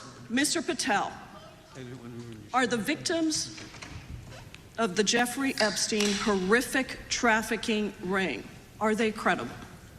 Any person with information about ongoing sexual trafficking. I'm asking you if they're credible. Ma'am, I'm Are commenting they on the credible? evidence we have. But And we have routinely asked for people to come forward with more evidence, and we will look at it. And the evidence that we have was the same evidence that the Biden and Patel, Obama Justice Departments Mr. had. Patel, And they this is determined, new. not me, they determined that that information was not credible. Chairman, he's not letting me even ask my questions. You This is ask the ridiculous. questions, he gives an answer. You may not like what he says, No, but that I'm doesn't mean you get to he's interrupt not answering him. my question. Mr. Chairman, have could we an- restore the gentlelady 45 seconds so she We can will give complete her her question? additional 30 seconds, which is what I said I'm earlier. going to keep taking my time because you'll take here's the time thing. that you get. You get are 30 not seconds. answering the question. The question I is, have, you just don't like the answer. Are these women credible? It's a yes or no answer. I have answered the question. Well, and what I is keep the telling answer? you, I'm the only FBI director that has welcomed new information in this case. This You're not- administration is the only one that has welcomed any new information in this Is there case. a yes or no to whether Present the new victims credible are information. credible? Present new Are information. the victims credible or not? I'll tell you what happened in the last Trump Are they administration. credible or not? You can't Victims even say. credibly came forward, and you know what happened? President Trump authorized the indictments of President Jeffrey Trump Epstein, called not them a Biden, hoax. not Obama, President Trump no one called else. the entire thing a Democratic hoax. So I would like to ask The you gentlelady's if time has you expired. will I gave her meet- the additional if 45 you- seconds she if you requested. will The meet- gentlelady yields back. The gentleman from Mr. New Chairman, Jersey is I would like recognized to for his ask if 5 you would minutes. meet with the women who were sexually Time does not belong. abused and raped and groomed Time does at not the belong ages to the of gentlelady from 14 Washington. and The time now 16 belongs- years old. Are the you time- going to cover up? No, I'm Are not you gonna- going to I'm continue gonna to recognize cover the up gentleman for from the New Jersey rich for and his 5 minutes. powerful men, including those that might be on this committee? I can yell Or too, are Mr. you Chairman, going but I don't want to yell allow above them this. to The time belongs testify? to the gentleman from New Jersey. I Are you appreciate going the to allow gentlelady them to yielding testify, back. Mr. Patel? Go ahead. Will you allow them to testify to you, Mr. Patel? Mr. Patel, thank you for being here. I know it's been an interesting and difficult 2 days. And I wasn't going to talk about the Epstein thing because there's a lot of other issues that affect the FBI, but I have to say a few words. I've sat here, I've listened to this, I've watched it, and you know, my Democratic colleagues are so concerned now, Mr. Patel, all of a sudden. Where were they last year? Where were they the year before? Where were they the year before that? Where was the last president in any of this? Well, all I know, the only thing I see is a single letter from the ranking member that was sent in 2019 that he didn't like the plea deal, and some people signed on to that. Most of the truth, the real truth, let's be honest, let's be intellectually honest. The real truth is we didn't hear from them at all. Anybody of them. Hardly any of them ever mentioned it. Some of them didn't mention it at all until the beginning of this year. Earlier in the year it started. Not one Democrat asked Director Wray. We all remember Director Wray was here. Not once, not twice, multiple times. Nobody asked Director Wray about Epstein before this committee. Nobody was that concerned. Where was the concern for the victims then? Where was the moral righteousness then? Where was the outrage then? Where was the sense of duty then? Where was the desire for accountability then? Where was the urgency for justice then? Most of all, where the hell was the integrity then? You know what the truth is. Let's just say it, man. Tell the truth time. The truth is, it's politically useful for them to try to do this now, even though they didn't give a damn about it in the past. And you know what? That's an insult to the victims, and that's an insult to America. Continue to do the work you're doing. Continue to uncover what needs to be uncovered. One real quick thing before I say anything to 9/11. We know that was mishandled by the past director and by the past FBIs. There are family members here. There are family members who are concerned. God Almighty, we want to get to the truth of that. I ask you, please, to meet with them, to talk to them, and to investigate this with truth. You know, in the Biden administration, we went through a very dark and difficult period of time. The FBI trials for just American people that were targeted by FISA because they had a different viewpoint. How are we restoring that trust in the FBI? Multiple ways, sir. One, and maybe most importantly, is through transparency and providing the American public with the material so they can see, read it themselves as to what the abuses were in the past, whether it relates to the Catholic memo or the Hindu incident you talked about at the largest temple in North America. Any institution of faith and any member of faith will not be investigated by this FBI because they are men and women of faith ever, period. And nor should they. Nor should they. I don't mean to interrupt you, but my God, of all the amendments to the freedom of speech, freedom to believe in what you want to believe in, I know you're standing up for that. Continue. I'm sorry. No, that's it. Sorry. Okay. The Richmond memo was driven by a reliance on sources. The Southern Poverty Law Center, you know, the words sound nice, but the organization's not so nice. And we've seen the Anti-Defamation League distort data that counts as violence. Have you been able to identify and eliminate these kinds of partisan sources? We welcome all sources, but we want objectivity and neutrality and decency in the way we report all this. Have you been able to uncover any information there? How do we make sure our sources are good in the future? We have reviewed the source processes that infiltrate any institutions of faith, and they will no longer be going into institutions of faith. They will be directed towards criminal activity and protecting the homeland, the two most important missions the FBI has, and that's what we're going to continue to do. Good. And I'll say this, there was a lot of bull today, a lot of you know what, and I'm not going to say it because I respect the institution so much going on around here. Continue to do the work of the people. You are here for that reason. The administration is here for that reason. It was weaponized and politicized, the FBI, in the past. I hope to God we never, ever see that again. One of the darkest parts of American history. Thank you, Mr. Patel. I yield back. Mr. Chairman, I have a unanimous consent. Gentleman yields back. The gentleman from New York is recognized for UC. I would like to introduce a CNN article that explains how an alleged top leader of the MS-13 gang was dismissed. His case was dismissed in Brooklyn so that he could be deported back to El Salvador, even though he was charged with murder. Without objection. Mr. Chairman, I have some unanimous consent. The lady from requests. Washington is recognized. I ask unanimous consent to enter into the record an article titled "Justice Department Told Trump in May that his name is among many in the Epstein files." Without objection. I have another one that is a July 2025 article by the New York Times entitled "How a Frantic Scouring of the Epstein Files Consumed the Justice Department," stating that DOJ and FBI employees reviewing the Epstein files were instructed to flag any mentions of Trump and other celebrities. Without objection. And I have another unanimous consent request to enter into the record an August 2025 article by The Guardian entitled "Ghislaine Maxwell Hinted at Epstein's Ties to Trump Officials. Why Wasn't She Pressed for Names?" stating that Maxwell told Deputy U.S. Attorney Todd Blanche that some of the, quote, cast of characters around Epstein are in Trump's cabinet. Without objection. Chair now recognizes the gentlelady from Pennsylvania. Thank you, Mr. Chairman, and thank you, Mr. Patel, for coming before us to testify today. I am concerned by your repeated claims that you're not able to disclose anything further about the Epstein investigation and files, and that there's no evidence of a broader conspiracy or other people who should be charged. because the American people aren't buying that you've been transparent or that there's nothing further to be seen. In your exchange with my colleague, Mr. Roy, you reiterated something that I heard you say yesterday in your Senate testimony, and that is, under your direction, the FBI will always follow the money. Is that right? The money, did you say? Yes. Yes, you said you'll follow the money. That's great. And just now you said you welcome the opportunity to investigate new evidence. So there has been significant recent reporting just in the last couple of weeks that after Jeffrey Epstein was arrested, 4 major banks flagged more than $1.5 billion in suspicious transactions connected to him that suggested a massive conspiracy related to his child sex trafficking activities. Director Patel, has the FBI reviewed the $1.5 billion in suspicious bank transactions flagged to the government relating to Epstein and his co-conspirators? I know the FBI has reviewed numerous SARs. I don't know the totality of that number. Okay, can you provide us with that number? I'll get back to you. Okay. And have you initiated any new investigation of those bank transactions since, say, September 8th when the new reporting came out? I'll check with the Treasury Department because they're the lead on that.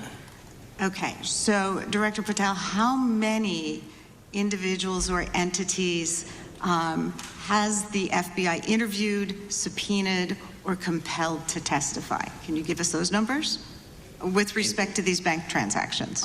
Not off the top of my head. I'll have to work with Treasury. Okay. We're concerned, you see, because you say you're going after child predators, but obviously this is how you follow the money, is if you follow the bank transactions that apparently enabled the child sex trafficking. Would you agree? It's one of the valuable investigative tools is to follow the money. Okay. Have Jeffrey Epstein's victims have asked us to ask you whether or not you've investigated Epstein's lawyers, the lawyers who facilitated those payments. Have you subpoenaed or questioned any of those lawyers? So in 2018 and 19, what I recollect is many, if not every one of those lawyers was part of the investigation. But you weren't there at that time, I wasn't right? there. Okay. So can you get us the names and the numbers of who was investigated then with respect to those lawyers? As long as I'm allowed to release it, absolutely. Okay. Well, if we provide you with subpoenas, I assume you can release it. Is that right? We have a current subpoena, and we're working with Congress to provide it. Okay. You've said that the Acosta investigation had an original sin. What do you mean by that? Basically, if you're looking at an actual pedophile ring, what you should not do is limit the time frame in which you're legally able to collect information. So search warrants that Mr. Acosta utilized in 2006 and 7 leading to the 2008 plea agreement had a very specific narrow window of years, I think 3 or 4 years. And so information pursuant to legal process wasn't collected for 10 years or 15 years or 20 years. It also, subpoenas were not sent out to hundreds of witnesses at the time, hundreds of victims at the time. None of that was done. None of these people were put in grand juries. And so the totality of information from the jump, instead of being this big, was like this. And that, in my opinion, is not how you run an investigation if you're trying to break a sex trafficking ring. So you're now in charge of the FBI. Why haven't you done that investigation? Great question, and here's the answer. Simply because I am not able to go back 20 years and collect information that the courts had decided was already subject to search warrants. They have said this was the investigation. There's a non-prosecution agreement out of that plea, and when the case was reopened, and this is where it comes into play, when the case was reopened in 2018 and 2019, the search warrants, again, were limited to the conduct of Jeffrey Epstein. Now, whether that's right or wrong, that's a different discussion, but I'm telling you that's the information well, we I think reviewed. that is a different discussion, and I think the discussion we'd like to have today is why you aren't following the money with respect to the broader conspiracy that it has been reported in the New York Times and elsewhere, and that if you really want to attack the issue, if you wanted to attack the issue, if you wanted to get to the bottom of it, if you wanted to disclose what really was involved in the Epstein files, the Epstein cover-up, that you would be taking very different actions that you are today. I do want to seek unanimous consent to enter into the record the New York Times September 8th, 2025 article, How J.P. Morgan Enabled the Crimes of Jeffrey Epstein. Without objection. And also an article dated July 17th, 2025 in the Epstein case, Follow the Money. Without objection. Okay, thank you. Gentlelady yields back. Mr. Chairman. Gentleman from Maryland is recognized. Thank you much.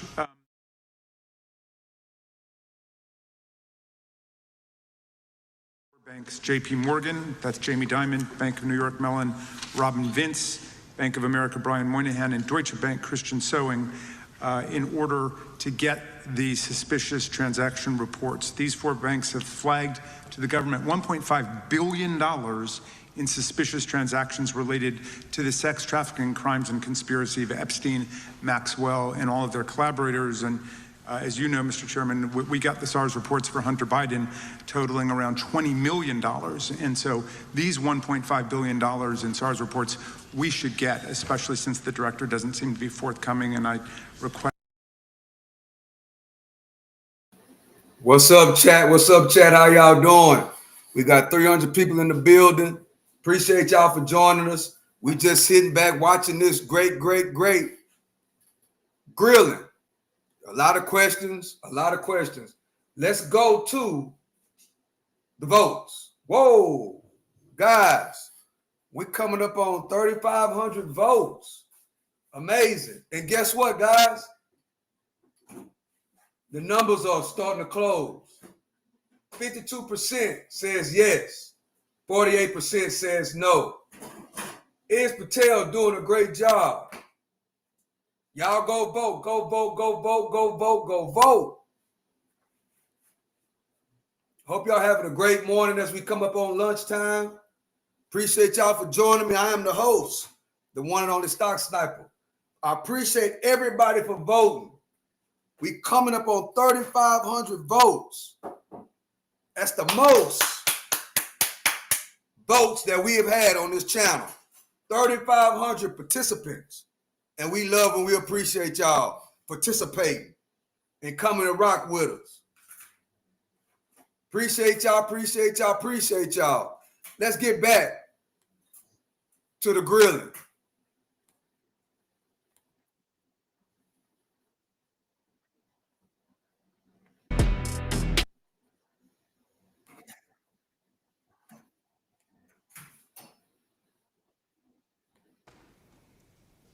Questioning federal agencies that were involved on January 6th, like the FBI, played a role, but we don't really know, Director, to what extent.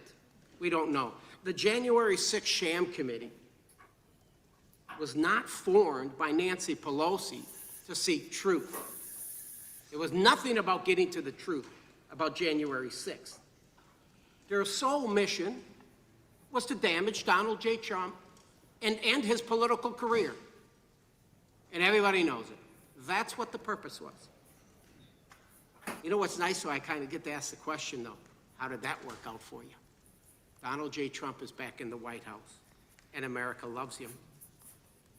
I spent 30 years in law enforcement, retired sheriff from a large county in the great state of Texas. I've seen, Director, I've seen more enthusiasm and support for law enforcement today because of what you and Donald Trump have done. Hey, what's up, Matt? Over the last 8 months. Matt, man. To protect the American people. How you doing, Matt, the man? American Appreciate people you for couldn't coming count on through. their government to protect them. Crime is rampant. And now we have a president and an administration that puts the American people and their safety first. It's interesting, a few minutes ago, a classmate reached out to me and sent me I told him, I said, yes, we got Director Patel in front of our committee today. And Andy Kane wanted me to tell you, he said, quote, tell him we love him. Tell him we love him and all the brave warriors exposing the deep state. Cash, you're a great American, sir. You're a great American. Your work as the director of the FBI is commendable. It's commendable. And I want to thank you, sir. Nattiesville, I got to speak to the people that's coming in. That's what I got to do. So chill out, Nattiesville. Chill out and relax. Thank you for your service. Keep up the good fight, brother. Don't let him tear you down. Keep up that good fight. You have it in you. With that, sir, I yield back. Gentleman yield to me. Director Patel, there were 26, the gentleman mentioned the select committee, there were 26 confidential human sources at the Capitol on January 6, 2021. 4 entered the Capitol and thereby broke the law. Do you know if those individuals were being paid by the Ray FBI? So we've provided 600 pages of documents to this committee alone regarding January 6th. That's 600 pages more than any of my predecessors. Yep. Generally speaking, confidential human sources are always paid by the FBI. That's how it works. I can't speak to the specifics on each one and how much they make. And we appreciate it. We've reviewed some of that material, and you've given us a lot of material that we didn't get from Director Ray. That specific question, I think, is important to the American people. Were people who were confidential human sources of the FBI who broke the law, one was recommended for prosecution, my understanding is, by the information we've received from you. Were they actually paid by the very taxpayers who may have got charged with the same offense? I think that's important for us to understand. I'll get back to you on that. Thank you. Chair now recognizes the gentleman from California. Thank you, Mr. Chair. Welcome, Director Patel. I'm going to focus a little bit on domestic terrorism. We have a graph here, data up to 2021, but as you can tell, domestic terrorism is on the rise. Nation, our citizens under threat. We saw the assassination of Charlie Kirk. 2 assassination attempts on the president. Hey, what's up, Marky Mark? How you School doing? shooting, Minnesota Appreciate last you for month. coming through, Marky And closer Mark. to home, just a couple of days ago, Huntington Beach, peaceful vigil for Charlie Clark, infiltrated by neo-Nazis who essentially made the local individuals attending that event fear for their safety. All of us know that a lot of these domestic attacks are by lone wolves, but yet they do leave clues, social media or elsewhere. Director Patel, you're it. You're the thin blue line. The FBI, your job to protect our citizens back home from those that would harm us. You have to find the needle in the haystack. Takes a lot of work, a lot of resources. Talking to my local sheriff this morning, who said they're concerned. Federal cuts to local grants that help them do the job. Then, of course, let's not forget about other threats that are coming before us, like high-tech fraud. Local senior recently was talking to me about a text she had gotten, a demand by the IRS to send a payment immediately, or the IRS agents were on their way to arrest this individual. Pretty gutsy stuff by folks probably from Europe, North Korea, Russia, China. People, okay, going after those precious savings our senior citizens rely on. Yet the president's proposing a budget cut of $500 million or more to your organization, the FBI.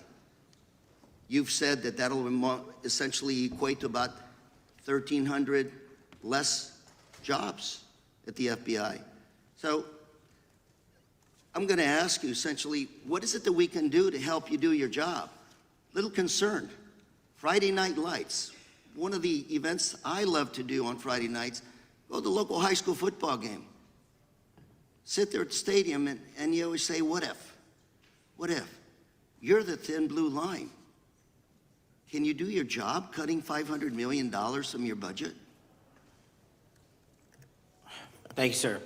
I think we are doing our job, and the distinction is with the budget that we have, we are flexing more resources to the field. California is receiving the largest FBI plus-up of any state in the union due to that plus-up. They're not getting a reduction. No state is getting a reduction. Every state is getting a plus-up. And so I'm utilizing the money that we have to first plus it up.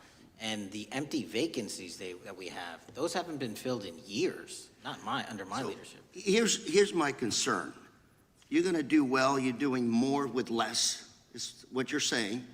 Yet we're about to vote on a budget that has $88 million more to protect members of Congress, the executive branch, and the Supreme Court.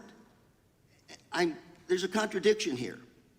Back on Main Street, we're saying you can do more with less, you can protect them with less money, yet here in more with less, you can protect them with less money. Yet here in Washington, we're saying we need more money to protect members of Congress. It's a little contradiction here. Or maybe, sir, you ought to talk to leadership about coming in with your management style to protect the Supreme Court, Congress, and the administration. Otherwise, it's essentially a hypocritical situation. We need more protection, yet folks on Main Street can do with less. My concern is folks on Main Street. We also were, I think we received over $300 million in the big, beautiful bill, and we're also receiving pots of money from our interagency, so this sort of $500 million cut isn't entirely accurate. You're still getting cut $200 million plus. You're still moving your agents to do ICE work, so you are leaving a lot of bases uncovered. And I'm not going to be argumentative with you, Director Patel. I'm just saying, if that thin blue line does not hold, people on Main Street will pay the price. I agree with you, sir. And I just look forward to working with you, because I am very concerned that these kinds of budget cuts are short-sighted, especially when my local sheriff calls me and says, we need more support, and we're looking at budget cuts. I'll work with you, sir. Thank you, Mr. Chair. I yield time. Mr. Chairman, I have another unanimous consent request. The gentleman yields back. The gentleman from New York is recognized for unanimous consent. I seek to introduce a December 2024 OIG report from the Department of Justice, which confirms the conclusion of the Bill Barr Justice Department that the so-called whistleblower, a disgruntled former employee of the Intelligence Committee, was not a credible witness, and there were no further actions taken. Without objection. Mr. Chair, We are continuing to listen to testimony from FBI Director Kirk Patel at the oversight. do not have criminal convictions. Without objection. Gentleman from Texas is recognized. Thank you. Director, earlier this year, the committee learned of new documents tied to the Crossfire Hurricane investigation and the Russia collusion hoax against President Trump. Your efforts in declassifying key documents tied to this investigation allowed the committee to acquire thousands of pages that it did not have previously. Did any of your predecessors make any effort to declassify these documents? Not to the extent we have. Did any of your predecessors share or leak any details that were classified at the time? There are ongoing leak investigations across the board at the Bureau related to this. I believe one of those is Mr. Comey, and I thank you for continuing that investigation. Among the declassified documents are the Durham Report Annex, the Crossfire Binder, and the Nellie Orr Criminal Referral. Could you summarize for those watching that what we know about the Russia collusion hoax so far? Well, sir, I think the record will speak that the Russia collusion matter was perpetrated by a political party to go overseas and obtain information from a foreign intelligence asset, only to have that information, which was demonstrably false, turned over to the FBI, who walked into a federal FISA secret court and asked for a secret surveillance court order and lied to the federal court, and we know that because someone was convicted of it, and only to surveil the political opponent. So that is a massive scandal. We helped expose it. And in terms of the pages of productions, I provided 1,400 pages of production related to Crossfire Hurricane, and my predecessors have provided 0. I appreciate that, and I appreciate your courage and commitment to declassifying these important documents for our review, and hope that you'll continue with this commitment. Can we expect to see more declassification efforts regarding the Crossfire Hurricane and Russia collusion hoax? Yes. Thank you. I yield the remaining balance of my time to Chairman Jordan. Oh, I thank the gentleman for yielding. And Director, that's when it all started, right? The whole Russia, that's when it all began. And then it was Mueller, then it was impeachment, then it was Jack Smith and Fonnie Willis and Alvin Bragg and you name it. But it all started then. And that's why I think the gentleman from Texas wants to make sure we get all the information there. And I want to go back to when it was changed. We talked about this earlier. I just want to read to you what the CIA officer said to the House Permanent Select Committee on Intelligence, quote, Brennan refused to remove the dossier, and when confronted with the dossier's main flaws, he responded, yes, but doesn't it ring true? So that's what he initially said. And then when he was talking to this committee, he said, the CIA was very much opposed to having any reference or inclusion of the Steele dossier in the intelligence community assessment. So on one hand, you got a witness who was there who said he refused to remove it even though he knew it was garbage, and then he's on the other hand telling the committee, no, no, no, we didn't want anything to do with it, it shouldn't have been a part of the intelligence community assessment, which we know it was. You know it was, you found that. Those are two entirely different stories. I think Mr. Brennan has some explaining to do, frankly, what happened there. And I think you said earlier that this whole thing, and I think you said to Mr. Gooden, this whole thing is being looked at as part of this grand conspiracy to undermine the president, whether it's Comey, Brennan, Clapper, former head of the Intelligence Committee, now senator from, whoever it is, that's all being looked at. Is that accurate? Yes, sir. Well, we appreciate that. And part of what's also being looked at, and I think the gentleman from Wisconsin brought this up earlier, what is a burn bag for, by the way? The gentleman from Wisconsin brought this up earlier. What is a burn bag for, by the way? Generally speaking, the intelligence community obviously utilizes and possesses classified documents, but drafts of those classified documents and even ultimate finished products of those classified documents have to be recorded and or discarded. And if they are discarded, the only way we do that, the hard copies, is we literally put them in burn bags that are identified specifically for that purpose, and there is a very exact courier system in which those burn bags are obtained and the material inside is destroyed. So it's to get rid of the material, right? Yes, sir. And it looks like the annex that Mr. Durham in his investigation had was put into a burn bag by your predecessor, I assume, to be destroyed. Is that accurate? Without getting into the stylization of the evidence, anything that's put in a burn bag is for purposes of destruction. Do you find that interesting that the Durham annex was placed in a burn bag, that you would discover that when you took over as the head of the FBI? We found a lot of information in a lot of burn bags. Well, we appreciate you finding that. We'd like to know a little bit more about that, and we look forward to that information coming forward. And I appreciate the gentleman yielding. With that, we now recognize the gentleman from Colorado. Thank you. Thank you, Mr. Chairman, for holding this hearing. Thank you, Director Patel, for being here today. I have a couple of questions regarding a terrible shooting that occurred in Colorado, a state, as you may know, that I represent. You've testified previously about, I think, what you would describe as your efforts to provide more information regarding the investigation with respect to the horrific assassination of Mr. Kirk. And so, in that same vein, I'm hoping you can provide this committee and my constituents in Colorado with some clarity. Absolutely. I think, as my colleagues know, in Evergreen, Colorado, Jefferson County, a county that I proudly represent, at Evergreen High School, a shooter ultimately injured. 2 students were praying for their swift recovery. There's an article here from Colorado Public Radio. The title is, quote, FBI was already investigating an account that may have been linked to the Evergreen shooter. You're familiar with the circumstances generally, Director, regarding this terrible tragedy. Yes. So my understanding from the public reporting is that an organization reported to the FBI in July of this year regarding, just reading here from the article, that the FBI opened an assessment into a social media account user whose identity was unknown and who was discussing the planning of a mass shooting with threats nonspecific in nature. This is the FBI's statement to the press. And that the FBI continued to work this assessment investigation to identify the name and location of the user up until September 10th, 2025, which was the day of the tragedy. Can you provide us some clarity on what were the impediments to finding, the account user, and maybe describe in greater detail the FBI's work in that regard? Generally speaking, yes, because I know even though the shooter's deceased, the investigation we're not done. Sure. And so the impediments to finding these individuals, and you highlight a great point. We had 2 huge tragedies in the span of days in this country, the school shooting in Evergreen, Colorado being one of them. And proactively going out onto these social media platforms, which are so large, is our biggest impediment.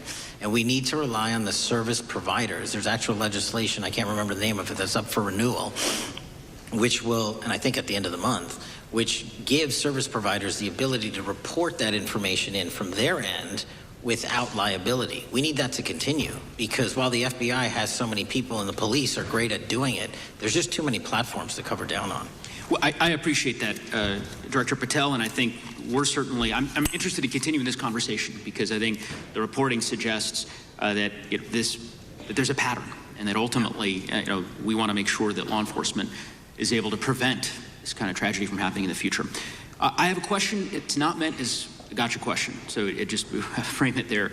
But it is in regards to some reporting around a periodic transaction report that you had filed earlier, this year. So this is in July, pursuant to the ethical obligations as a senior executive official. You remember filing that in July? Yes. Yeah. So in that report, as best as I can surmise, you disclosed that you divested $100,000 or more in a variety of different stocks, which I presume was pursuant to the ethics agreement that you negotiated with the Department of Justice. In that same report, there's a disclosure regarding purchases of two different transactions. So between $15,000 to $50,000 in a national coffee house chain and between $50,000 to $100,000 in a semiconductor company on May 9th and May 12th. Are those transactions that you're doing personally, or are these through a stockbroker, or are these transactions that you're handling yourself? So how they happen is I submit proposals under DOJ guidance to say, hey, I would like to trade this or that, and they run their review, and the FBI runs a review, and then they come back and say yes or no, and then I make the transaction. Is there a reason that you decided to make the purchases into those two companies? Generally speaking, before I got this job, I was, trading stocks, but not a lot like most people, and I just follow certain industries, and I thought they would be a good investment. So the reason why I ask, right, because you had divested in other companies, and I presume that wasn't because there were actual conflicts. It's just that you wanted to avoid an appearance of impropriety. It was both. Both, but not all of the companies were conflicts. Whatever they make divested from. I don't make the call, they make the call. Sure. Yeah. I guess my point would be, the reason why I ask is, why I said it's not a gotcha question, I have for years led an effort here in Congress to try to ban members of Congress, senior executive officials, from trading stocks. And it's bipartisan in nature. We're working really hard to get that done, Republicans and Democrats. And you can understand, I think, given your role, given the nature of the position that you hold as the leader of the largest law enforcement agency in our country, that divesting entirely, not doing day trading now, I think would be something that would be in the interest of the American people. So I just would hope you would consider that, and that moving forward, that perhaps not purchasing stocks in individual companies, I would think would be something that would be worth pursuing. Gentleman's time is... I'm happy to give the witness an opportunity to... Thank you. I'll work with you on it. Gentleman from Alabama is recognized. Thank you, Mr. Chairman. Thank you, Director Patel, for being here today. Newly declassified documents confirm that the intelligence community under President Barack Obama knowingly relied on unverified and fraudulent evidence to manufacture a false claim that Russia, in fact, meddled in the 2016 election. Is there more to be done to uncover the depths and origins of the Russian collusion hoax? There is, and we're doing it. Why should Americans still care about that, Director Patel? Everybody wants to talk about a weaponized bureaucracy. And when we put out the facts about a weaponized bureaucracy, not because I said so, but because we found the FISA documents, because we found the 302s and the 1023s, then it becomes a political football. My job is to continue to put out that information and let the American public read it for themselves when I'm lawfully able to do so. And that's been my commitment on any subject, Russiagate or otherwise. Wherever the law allows me to do it, I will do it. When I first came in 2020, the number one concern as I was doing town halls was the weaponization of the government against the American citizen. And so are there things that you're doing, structural reforms that implementing so that the FBI cannot be weaponized again, whether it's against President Trump or future elected presidents? It shouldn't be weaponized against anyone. And the structural reform is simple. If you're going to go after a political individual or someone seeking political office, there has to be a grounded basis in law and fact to open up a criminal investigation. And if there's not, the investigation isn't even opened. And I've also gone back and reviewed other cases that were opened in prior administrations related to public officials. And we've closed a number of them because we felt that some of these actions were weaponized on either side of the aisle. I felt it wholly inappropriate for the FBI to be playing umpire and referee amongst these decision makers when there was no factual or legal basis to continue those investigations, so I shut them down. And I think that's so desperately needed because we need to restore trust in law enforcement and certainly in the DOJ and the FBI so that the American people don't fear the very government that is supposed to protect them. And so thank you for doing that. On August 11th, you released to the committee documents concerning leak investigations that began in 2017. You believe these leaks were accidental or were they intentional in order to influence public opinion against President Trump? When I can publicly make a final decision on that, either through a recommendation of charging that the DOJ makes or findings that I have, I'm able to do so, but they're still not complete. Why did the FBI under Director Comey want to undermine the Trump administration? I don't know. You'll have to ask him. Think it might have been political? How will Director Comey be held accountable for his leaks and classified information concerning the Russian collusion hoax? Well, anyone. Doesn't matter what you did before or what seat you were in. If you leaked classified information, that's illegal. And we will investigate it fully. And if we can bring enough evidence to recommend charges to the Department of Justice, we will. But as you know, in these leak investigations, it's very difficult to produce the information necessary. We know leaks happen. They literally happen every week. It's one of the most destructive things to this country. Media receives classified information beneficial to one side or the other. I'm a fan of none of it, and I want to shut all of it down. And we need to bring some real cases to deter individuals from doing that, and that's my focus. What was Comey's role in creating the ICA? You know, speaking from my memory, as the head of the FBI, he was charged under then Director Brennan and Director Clapper and the other IC elements to come in with the NSA, CIA, FBI, and ODNI and put together a collection of information on how the information sort of surrounding Russiagate came together. So he represented the FBI in that. As former director of CIA, John Brennan, he's denied that the Steele dossier was used in creating the ICA. Is that true? Well, it's, without commenting on him, the FISA has been released, and the dossier was in the FISA. It was in 4 FISAs. So I'll let the public decide. Well, former Director Brennan actually denied repeatedly that he pushed for the Steele dossier to be included in the ICA. Is that true? Denied. I'll let his testimony speak for itself, but then Deputy Director Andy McCabe also testified to the House Intelligence Committee, which has now been declassified, that were there no Steele dossier, there would have been no FISA. Well, my time's getting close, but let me tell you this, sir, and well, my colleague from Texas said, thank you for the job you're doing. You're making the American people safe.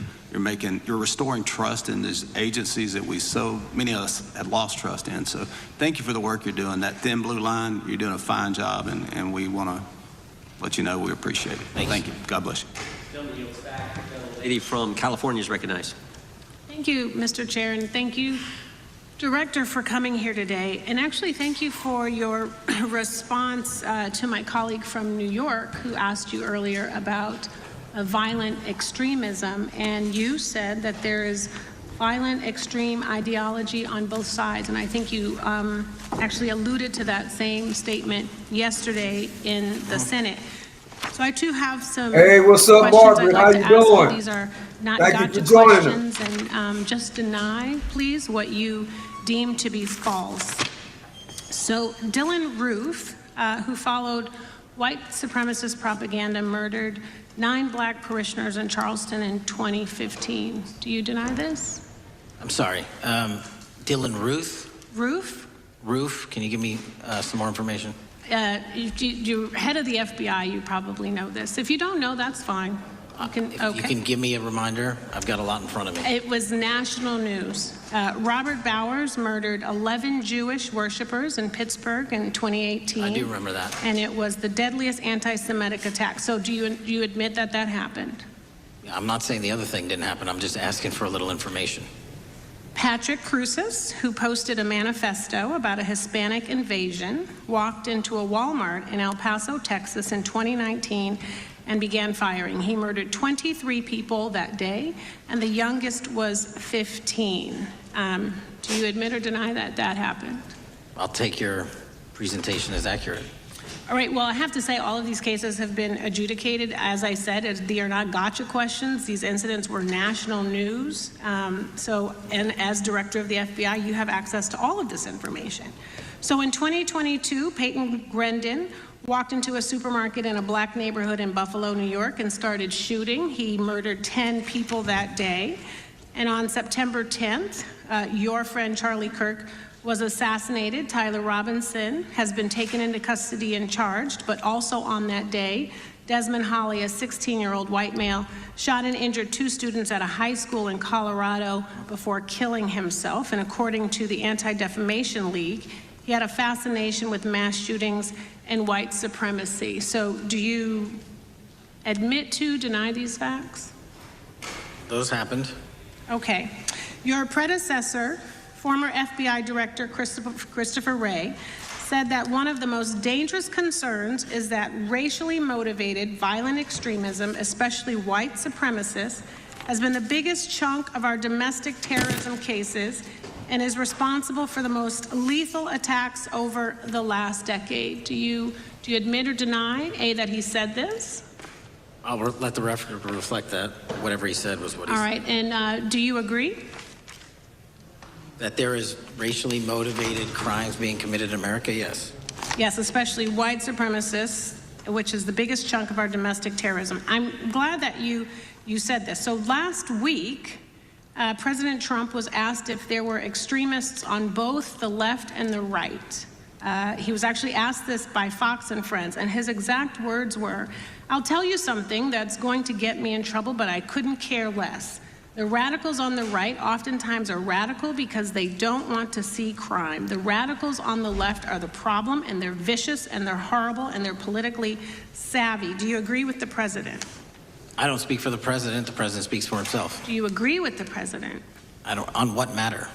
On the question that I just asked, do you agree with his statement about the radical left? That there's ideology that's driving violence on both sides? Yes, that's what he acknowledged. No, he didn't. He didn't. But I'm glad that you're saying that and actually creating some separation between you and the president. And I'm glad that you That's literally are not what happened. He acknowledging said both. that there is violent extremism on both sides. What's interesting is that the research arm of the Department of Justice, the National Institute of Justice, do you know what that is? I'm familiar with them. Okay, great. It is the research arm of the Department of Justice, and it published an article in 2024 devoted to domestic radicalization, violent extremism, and terrorism.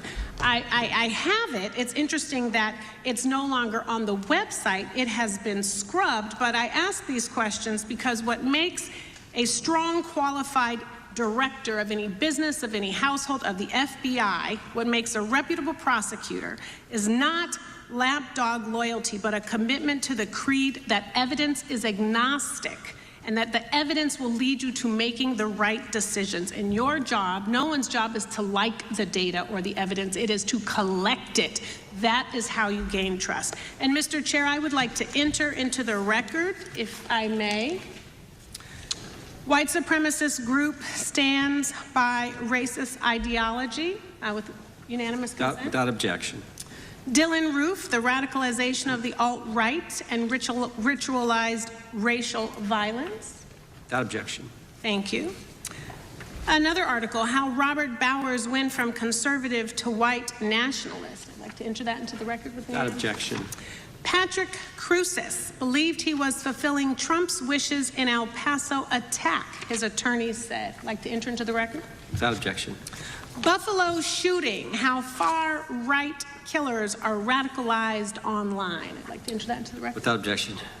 Evergreen high school shooters' online activity reveals fascination with mass shootings, white supremacy. I'd like to enter that into the record. Without objection.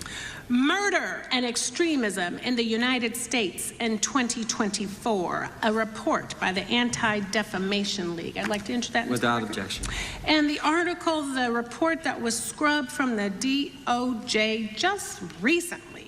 National Institute of Justice Journal focusing on domestic radicalization, violent extremism, and terrorism. I'd like to enter that into the record. Without objection. And lastly, the libertarian think tank Cato and their analysis on violent extremism and the right rising in extremist acts. I'd like to enter that into the record. Without objection. Thank you, and I yield back. Gentlelady yields back. Gentlelady from Wyoming is recognized.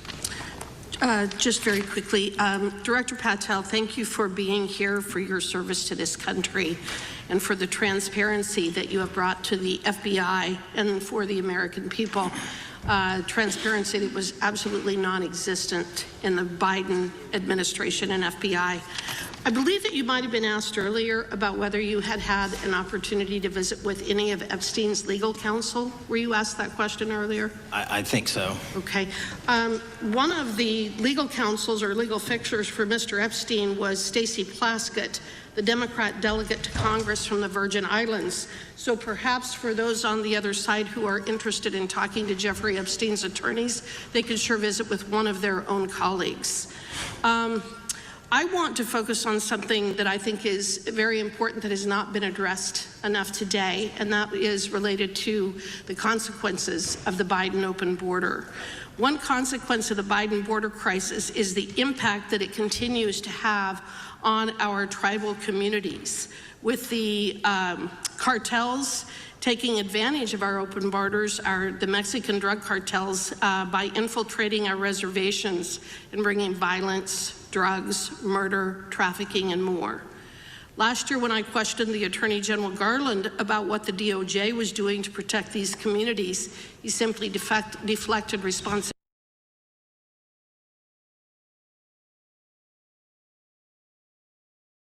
to protect our tribal communities. Mr. Patel, what is the Trump FBI doing to counter the drug cartel infiltration and other violent crime targeting our Native American communities? Thank you. It only took more than half of this proceeding to talk about one of the priorities that the FBI has, which is crimes on tribal lands. Every single crime that we have been talking about, whether it's child predators, human trafficking, narco-traffickers, hello, how you doing, Liz? murder, they all happen on tribal lands as well. And I've said since the beginning, it is a priority, which is why we launched Operation Not Forgotten on tribal lands. And I'm the first FBI director to meet with the staff and tribal leaders here in Washington, D.C. and elsewhere, and invited them into my office and headquarters to see them, because I need engagement with tribal leadership, and I need our police and FBI agents to be engaging with tribal leadership. Otherwise, we're not going to break through. We have 1,900 Indian country cases open right now. We've got 600 indictments this year alone.